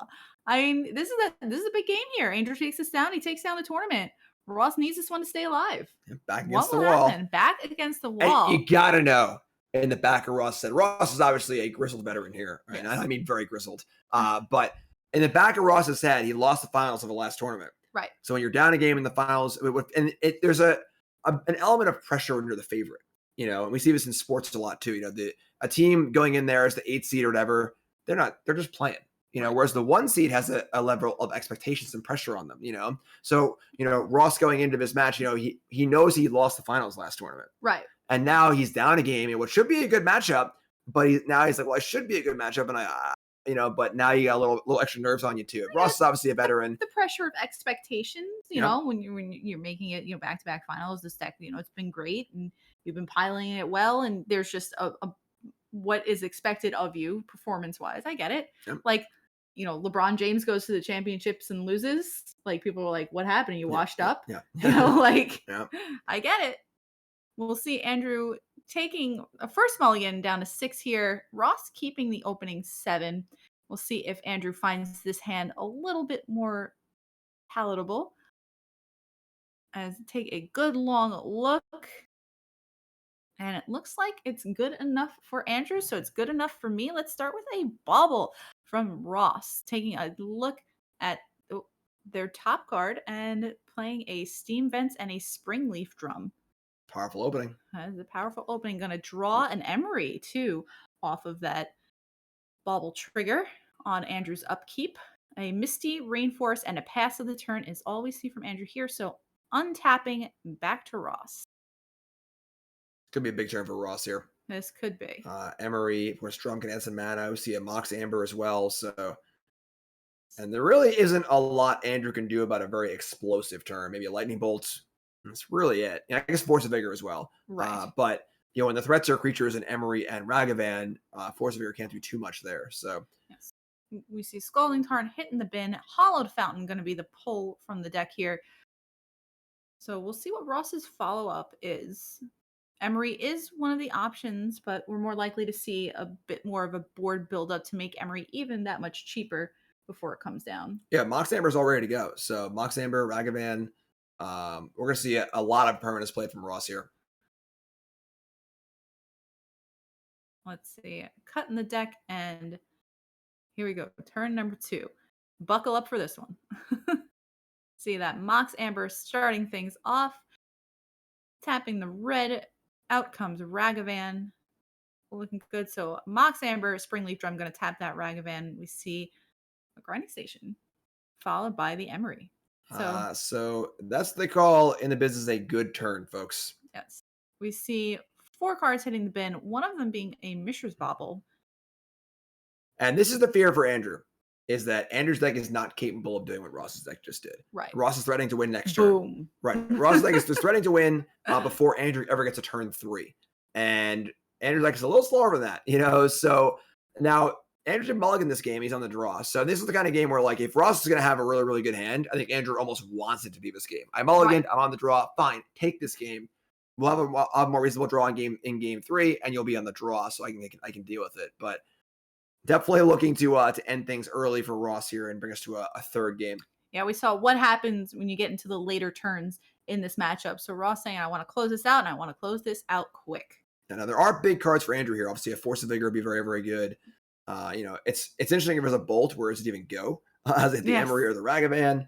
So there are potential paths, but this is going to be a very challenging spot. I see a Dress Down in Andrew's hand, as well as what looks like a Renin 6. So it looks like tap. Oh, no, gonna come in untapped. Steam Vents there, gonna drop down to 17, and Renin 6 will be the play. It's gonna ping that Ragavan, get rid of that pesky monkey. Down to 2 goes Renin 6, and just a pass back of the turn. Yeah, and there's a breach in hand for Ross, so I think this is it. We have 2 mana for the breach and 2 mana for the Oracle. Yeah, and it's already 6 cards in the bin too, so that's quite a bit. And if it, just in case it's not, needs another turn to build up, Ross did draw an Expressive Iteration, which is a good way to filter out the cards that you need. Yeah, I think that this is just Ross saying, all right, I'm rolled up here, but can I beat a Force of Vigor? Right. So let's take a second, think about this. Andrew's got a bunch of cards in hand, so make sure we're not going to get blown out here. Could cast Iteration, just like wait till next turn, but going to go for it, looks like. So here's the breach. Let's see if there is any response to this, which it looks like there will not be. So going to start things off with Mishra's Bauble coming back into play off that Underworld Breach. Going to escape a couple lands there, leaving the Ragavan, Mishra's Bauble, and Flusterstorm in the graveyard. And it's on Andrew. So Andrew's going to... Andrew says, all right, I guess you have a Mishra's Bauble. All right, and the grinding begins. What kind of music would you play to this? Like the little like... And there's the Force. Oh. All right, so station is tapped. That's when you do the record scratch. We're saying, oh no, Force of Vigor is here, but Flusterstorm is being cast from the graveyard with Underworld Breach. All right, so there you go. So it's a mill 3, and it's a millstone. I'm sorry, millstone. I keep calling it millstone. Grindstone. Grindstone. I called it millstone. I called it grindstone. It's grinding station. And now I think that's it. So interesting here. Andrew could have responded to the Underworld Breach trigger, right? Which would not allow the Flusterstorm to be cast. Correct. And hit either the whatever he wanted to hit or the breach itself or whatever. But now we just see the combo going off here. So the artifact keeps coming back into play. Every time it enters the battlefield, taps for blue, gets back to the grinding station, mills 3. Right. It gets cast for 3 cards out of the graveyard, and this just keeps going until Ross finds Thassa's Oracle and casts it. And I don't think there's anything else here for Andrew to do, but we're going to let this play out. If you haven't seen the combo, it's a good time to look at. I'm sure Ross is having a great time. I'm sure there's a huge grin on his face right now. We can't tell. He's wearing a mask. So. I'm sure it's there, though. He's not like sticking his tongue out or something. He could be the old Jordan. No, I don't think Ross was Jordan, but I think he definitely has a smile on his face.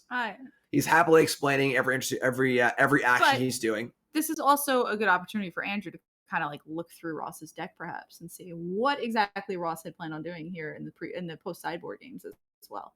That is true. Yeah. So this combo does require revealing the entire deck. So Andrew's gonna let this whole thing happen and then take a look at all the cards that are there and then go for game 3. Yes, and Emery keeps gathering those counters. So you just keep on escaping over and over again these 0-costed artifacts here. It's gonna keep on going.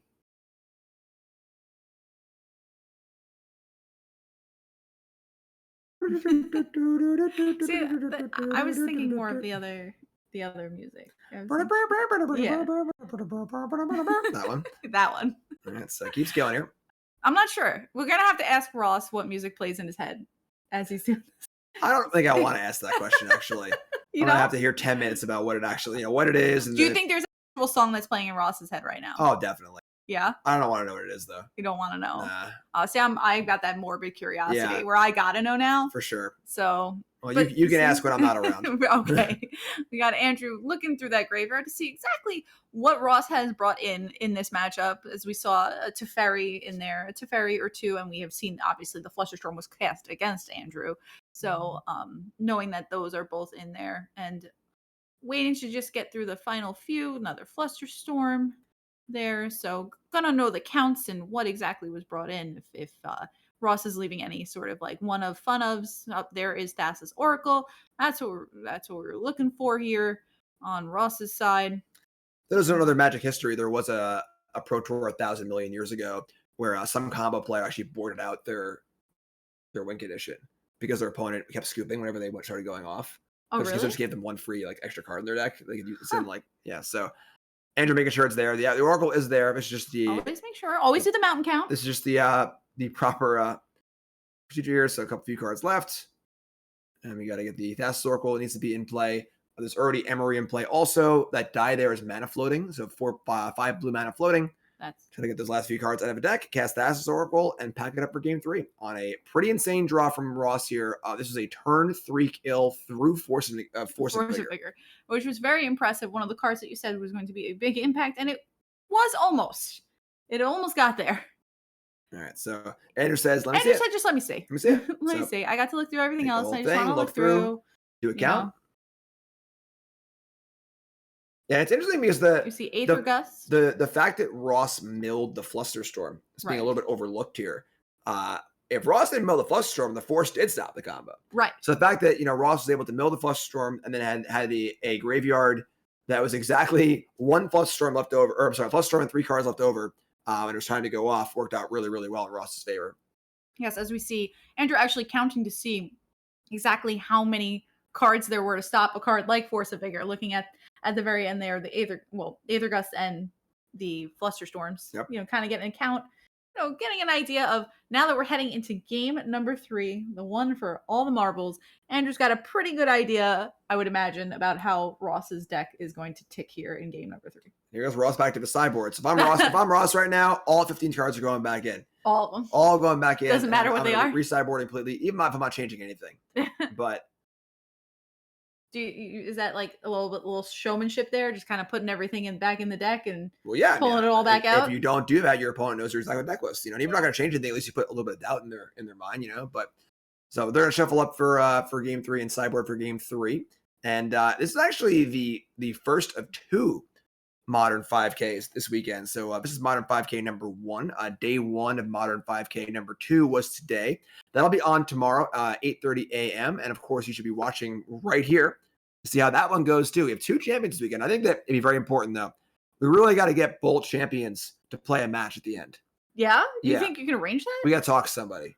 All right. Who's somebody? I don't know anybody. But you got to have the winner of tournament 1 play against the winner of tournament 2. I don't care if it's like 11:30 p.m. on Sunday night. There can only be one? There can only be one. Yes, there must be a winner. It'll be around the same time because they're starting Sunday day 2 around the time they started today's day 2. So around 8:30 a.m. Eastern. It starts at 9 a.m. Eastern, but coverage will start here around 8:30 a.m. So make sure you tune back in to this channel, anzidmtg here on Twitch. Make sure you're following so you know when we go live. Yeah, and honestly, it's good. You support. We've been missing coverage for a long time here, and it's very sad when SG decided to pull their coverage for these events. Right. And it's great to see Anson stepping in here. And I've always wanted to be on SG coverage before, and now I am. And this is really, really awesome. So please support Paper Magic. Please support coverage as well. And if you like something, make sure you're liking it with your likes and your follows and your support and so on and so forth. Not just saying I wish coverage would come back. Support it. There's a lot of ways to do it for free. Yep. Like what you said, like follow. Yep. If you got an Amazon Prime, you can drop your sub Prime here and Prime sub, and that's free too. Spread the word. Spread the word. Spread the love. You can see anzidmtg, the place to follow on Twitch, Twitter, and YouTube. Thanks. So, It stinks not having coverage. Used to be such an up with the weekend. Pat and Seth are on. It's just, I might be cleaning the house or playing whatever game or taking it off, watching football, but you got the second TV on with the coverage on. How my friends doing? Oh, Dan's doing good. That's second cool. TV. What's on the first TV? Football or something? I don't know. Hockey game. See, sports and sports. Double sports. Yeah, sports, not sports. Play some StarCraft. I don't know. But here we go. All right. Game 3. All the marbles. $3,000 to the winner. And the trophy. I think the trophy's more important. I think what's honestly on the line here is Ross winning the tournament or losing 2 finals in a row. You're a really good friend. For me, that's on the line here. So yes. Well, can Andrew stay undefeated as one narrative, and then can Ross not lose the finals twice? Not win. Can Ross not lose the finals twice? Sure. It's not about winning. It's always about not losing. That's just how Magic works. I get that. You win the game, you can't lose the game, sort of thing. Yeah. We will see Andrew taking a mulligan here. Looks like Ross is comfortable keeping their 7. So, like you said earlier, Andrew wants a specific set of cards going into this. So Andrew going to be the more aggressive mulliganer, most likely. So is there like a perfect 7 that, Andrew was looking for and then nothing less, and I'm going to mulligan unless X, Y, and Z is in my hand? Like how stringent do you think are Andrew's mulligan rules here? As we see, this is the second game in a row he's taking a mulligan. Yeah, on the play, I think it's a little easier, but I think Force of Vigor would be the ideal one, but just some way to interact. It can't just be like explore on 2, Dryad on 3, hope I don't die. So need a little more than that. It looks like there's a little bit in hand, as there's a dress down. There's an explore, but there's also a Boseiju. So the drum's back. The drum is back. It's a one-of course, mostly meant to be an Ursa Saga target, but turn 1 drum 2 games in a row. Yes, and we see Andrew fetching up a Triome and getting ready to start their second turn, as Ross just played the drum and said go. So I'm gonna shuffle up before Andrew can take their draw for the turn. Big shovels here from Ross. Ross is serious. I thought once it was shuffled, it's shuffled, right? No, you need to go for the. All right. Let's see. We see Boseiju coming down as a land. So definitely a sign of weakness from Andrew here, saying there aren't many other lands because you really want that Boseiju to kill something important. It can kill Breach, it can kill Grinding Station or whatever else. So Urza Sagas, things like that. Even though that's a little slow, but yeah. still. So definitely, that's Andrew saying I'm light on lands, as does this remand here. So remanding a 1-drop is not a thing you necessarily want to do either. I don't think I see a land for Andrew. Yeah, so. Especially from our side right now, we're seeing a growth spiral in hand too. Yeah. So probably would have much rather cast something like that. Yeah. So we see the Ragavan return. Luckily for Andrew, no other follow-up, no other 1 mana play or maybe an Emery or something like that. So it's just Ragavan for now. For now. Yeah, for now. But I'm not seeing a land or a Ren. Ren would be the other good factor here. You can Ren, kill the Ragavan, get a land next turn, but missing land drops is not something Andrew can do if he wants to win this tournament. No, not at all. We see Growth Spiral and Explore both in Andrew's hand. Probably couldn't quite convince themselves to go down to 5, though. Maybe seeing the 2 lands and being able to do it. We'll see a Growth Spiral here. And it hits another Growth Spiral and a pass back of the turn. And how does Ross feel right now? This is very, very bad for Andrew. Andrew has not lost a match all weekend, but looks like his luck might just be running out. And of course, Ragavan hits the land, which is hilarious because you want Ragavan to hit a spell, but it's extra tilting if you hit Ragavan hits a land there. Oh, there's Emery too. Emery looking at the top few, we see an Underworld Breach, a Ledger Shredder, a Flusterstorm, and a land all hitting the graveyard on Ross's side. Going to be followed up by an expressive iteration, So having not made a land drop yet. the only good news there for Andrew was that the Emery missed an artifact, but the iteration finds the bauble immediately. So Ross is currently firing on all cylinders, and Andrew misses third land drop. So Right. definitely think that, like we were saying, Ross is the favorite in this matchup. So Andrew really needs to be at the top end of his range, and unfortunately, that's not happening right now. Yes, Ross does hit their third land drop, hitting the Scalding Tarn, having the treasure in play. Oh, boy. Like you said, Mishra's Bauble out there, and here's the Explorer with another draw, trying to find that third land. At what point has it gone too far? Is it almost there? Oh, I think we were there last turn. Finds the land, it's tap land, but probably just dead here. Yeah, I mean, Andrew really can't afford to stumble here, unfortunately. If Andrew can do his thing, make his land drops, that's one of the things about Scapeshift is it's a deck where you need to make your first 7 land drops. It's kind of how the deck works. And the deck's obviously built to do that, explore, growth spiral, and so on and so forth. But if you miss, and then explore and growth spiral also cards where if you cast the card and don't play a land, you're spending 2 mana to draw a card. That's not what you want to be doing in the early turns of the game. So unfortunate for Andrew here. We'll see if we can pull a miracle out. There's still a lot of interaction. Obviously, with no lands, Andrew has all spells, but unfortunately no Force of Vigor. So we'll see. And we see Ross fetching after that Mishra's Bauble, going to draw 1 on the upkeep and then draw 1 for turn.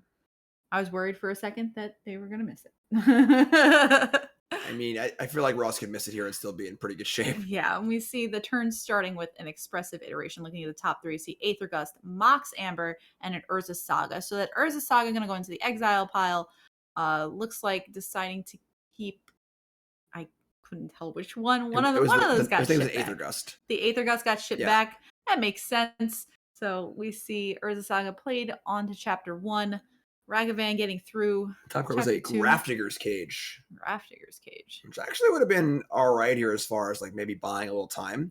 Right. But instead of flashing back that bauble every turn, getting that even more card advantage from Ross's side, digging down to that Underworld Breach and that combo finish, but now able to pass the turn with 2 treasures and 2 untapped lands. Aether Dust in hand, almost 7 cards. It's a lot. It's a lot that Andrew's going to have to deal with. As they draw and play their 4th lands, it's just a basic forest. But what can Andrew do here to get back into this game? It's tough. I mean, we see it dressed down in Andrew's hand, if Ross were to be, foolish and kind of just go for the combo. Maybe the dress down could muck things up. But I feel like at this point, it's Ross's game to lose. Ross is going to need to make a fairly large error to lose this game. Right. And now there's a bolt going for Emery, which he is capable of, by the way. It looks like Ross going to just let that bolt happen. Just, yeah, sure, my Emery is dead.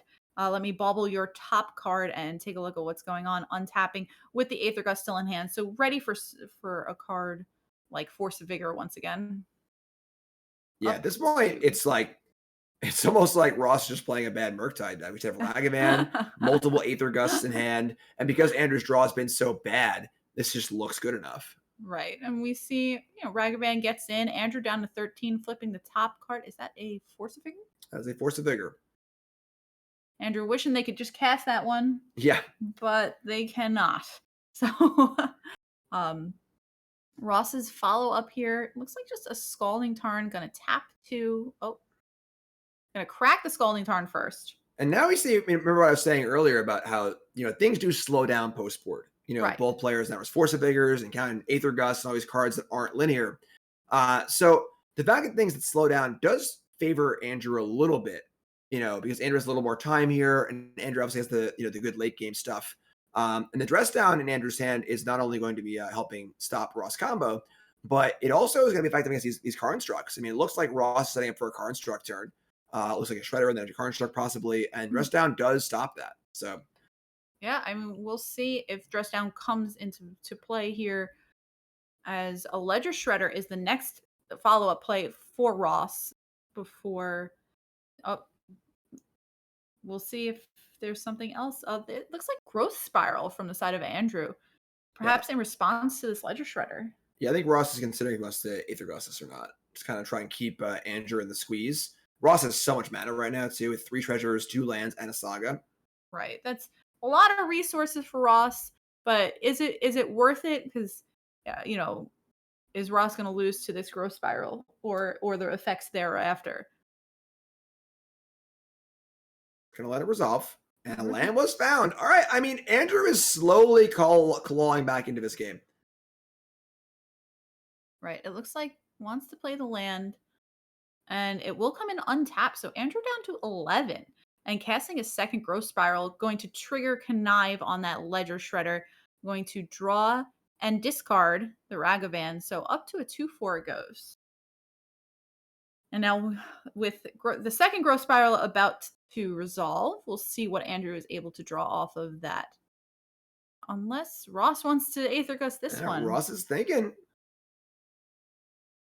Wow. Yeah, it looks like it will draw Gonna out gust the Aether it. Gust. Gonna Aether Gust it. And it looks like So almost assuredly going to the bottom here, because if you're gonna cast Aether Gust to draw land and make a land drop, you'd rather just draw land in your next draw and make a land drop. So gonna go on the bottom. all right. And Emery going to hit the bin off of the second Ledger Shredder Connive trigger.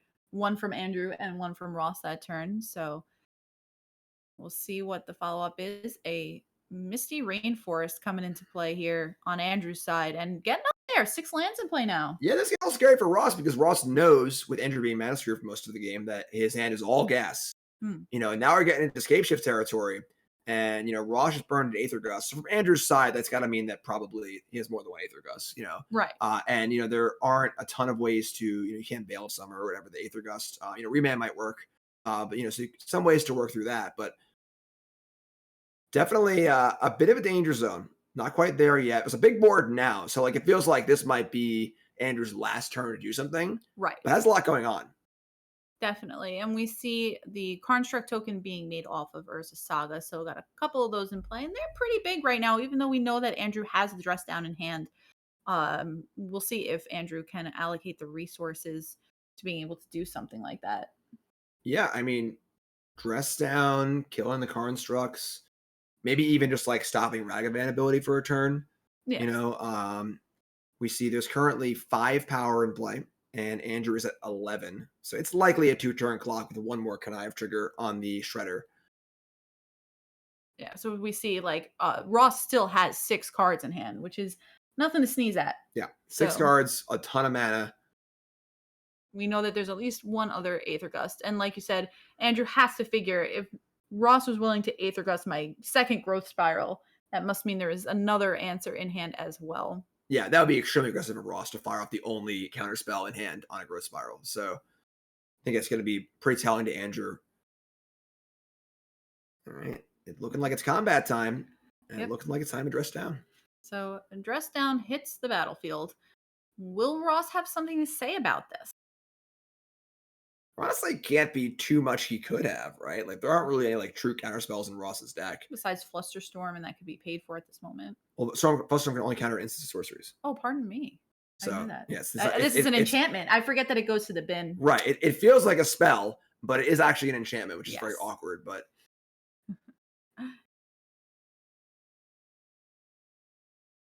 see those constructs go away, and drawing a card, and Andrew says you can go ahead and do what you're going to do. So Ross will get in for 5, bringing Andrew down to 6.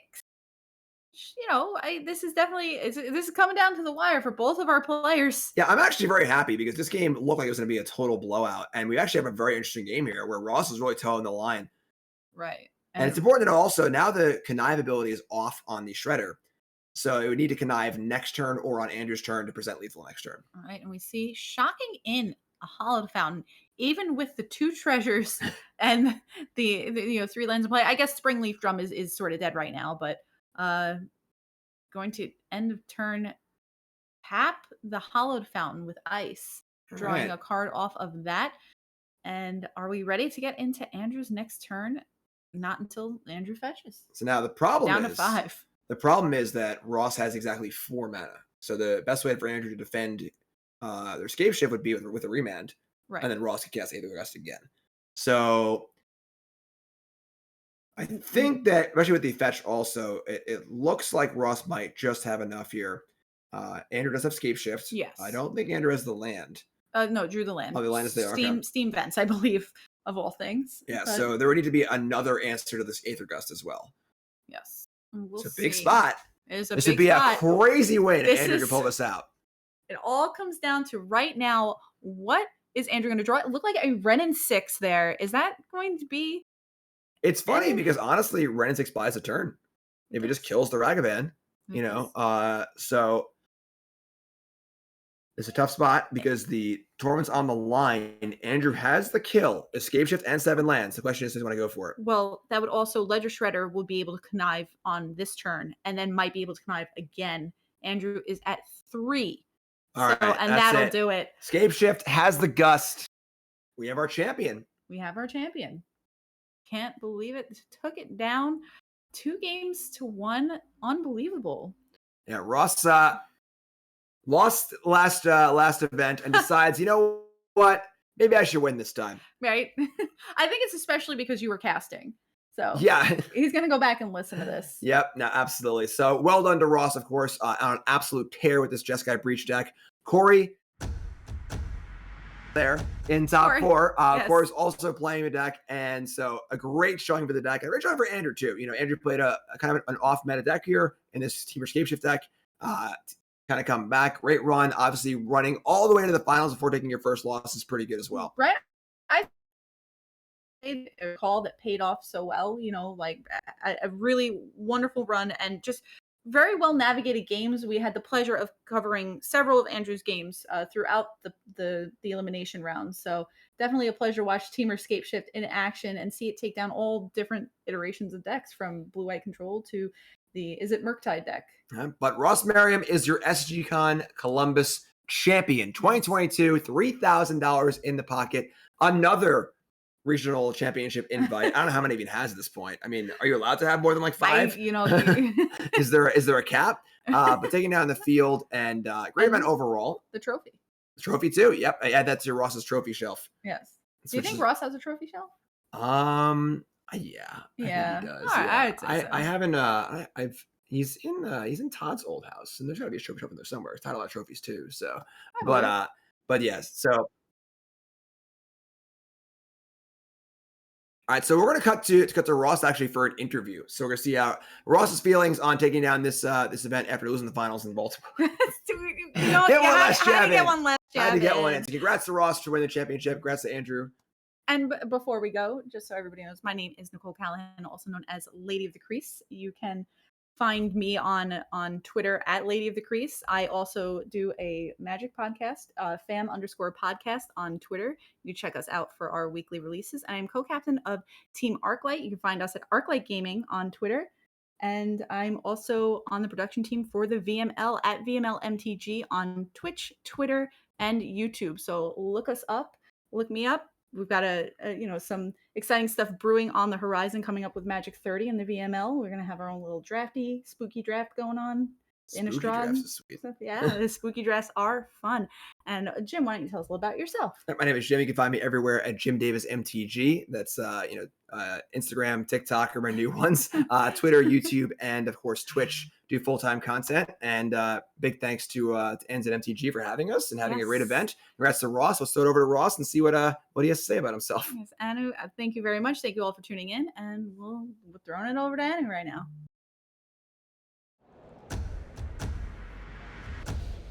All right, I'm just going to say it. Like I asked you before, I intentionally asked you before the match to see what would happen, and you said, yeah, I'm going to win this one. Ross, congratulations, man. It's been a long day for you. I can see it in your face, but what a happy ending. You know what I mean? Yeah, definitely very happy. Not too long of a day because I got a nice break in there. I got to ID the last 2 rounds of Swiss and then not have to play the first round of the elimination, but because of the way the tournament was scheduled, we started at 1 p.m. yesterday, so we went like normal length, even though it was only 7 rounds, and then we had to be back at 9 a.m. today. So the short turnaround, I think, is really what has been taxing on me so far on the day. But good match there at the end. Great matches all around, really, and really happy to come away with the win with a deck I've been championing for a little over a month now. I keep winning with it. Nobody believes me. Nobody plays it. Hopefully I kind of like that they don't, because that means I get to keep playing it and have this advantage over the field, at least my perceived advantage. But I suspect we'll start seeing more of it pop up in the weeks to come. I know you couldn't hear coverage as you were playing, but the whole time it was just hilarious. Jim was just going back and forth on whether or not he wanted you to win or not. So, because if you lost, he'd be like, "Oh, nice making the finals twice." But then if you won, he'd be happy for you. Two things. First, I'm going to say is, do you have anything to say to Jim? Second thing is, wow. I mean, yeah, no, that's what happened. Like, because you made the finals of Baltimore with this deck. And then you're like, well, I couldn't get it this time. I'll just do it again myself. Shed the team, get the weight off your back. You know what I mean? Yeah, now that I didn't have Harlan and Dan weighing me down, they were great teammates. And I think Harlan actually ended up with the best record out of the three of us. So I mean, he didn't even finish like half his matches, though. That is true. But I also lost the finals so in that tournament. So I can't complain. That team was great. But yeah, I just, the deck continues to perform. The metagame has been relatively, constant throughout. You see some minor fluctuations, so I've just had to make some minor adjustments to the sideboard, and I keep tinkering with things. I'm sure people will compare the small differences between my list and Corey's list. Honestly, I think Corey's is better. The DRC I played was not good. Teferi main deck is good. I'm not sure if going down to 2 mocks to play the second Teferi main is good, but I think the first one is. And there's just some more things that I want to fit in the sideboard at this point, just to shore up a few matchups. As for what to say to Jim, I don't know. I heckle Jim so much on his stream that he's heard it all already. I can't really tell him anything new, but I can rub this one in his face a little bit. Very nice. Yeah, I mean, I'll say scoreboard. I know you're being humble here, saying that. There we go. Yeah, you're saying Corey's list is a little bit better, but you're here in the finals. You're here again with the trophy, and honestly, a hefty prize too. I did tweet out earlier that Corey's list was better than mine, but I'm luckier than he is. Ooh. And I did indeed have an excellent draw in our third game in the semifinals. So, sometimes being a little bit luckier can make up for your poor deck building decisions. As someone who is subscribed to MTGO Prime or just like the whitelist or whatever, I know exactly what you're talking about. Well, honestly, that is incredible. Now you're qualified for DreamHack Atlanta, which I was already qualified. He was Shrink already the game. already Shrink qualified. the game, baby. There we go. Yeah, just look it out for yourself here, right? Yeah. But okay, that is awesome. I just want to say congratulations, Ross. Very well done, and I'll see you at the next event. Now it's time for a beer and some rest because you definitely earned it. Yeah, put an S on that. Yeah. Yes, lots of rests, right? All right, everybody. So pivoting back to me, if you haven't already, please, this is all I'm going to ask for you today, right? Hit the follow button right now if you're watching. If you enjoy this.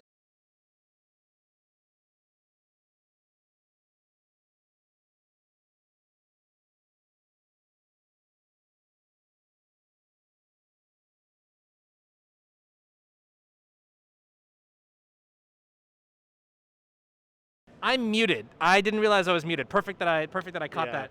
EDT 8:30 tomorrow is when I'm going to be live. And what I was saying was, hit the follow button right now. Show your support if you'd like.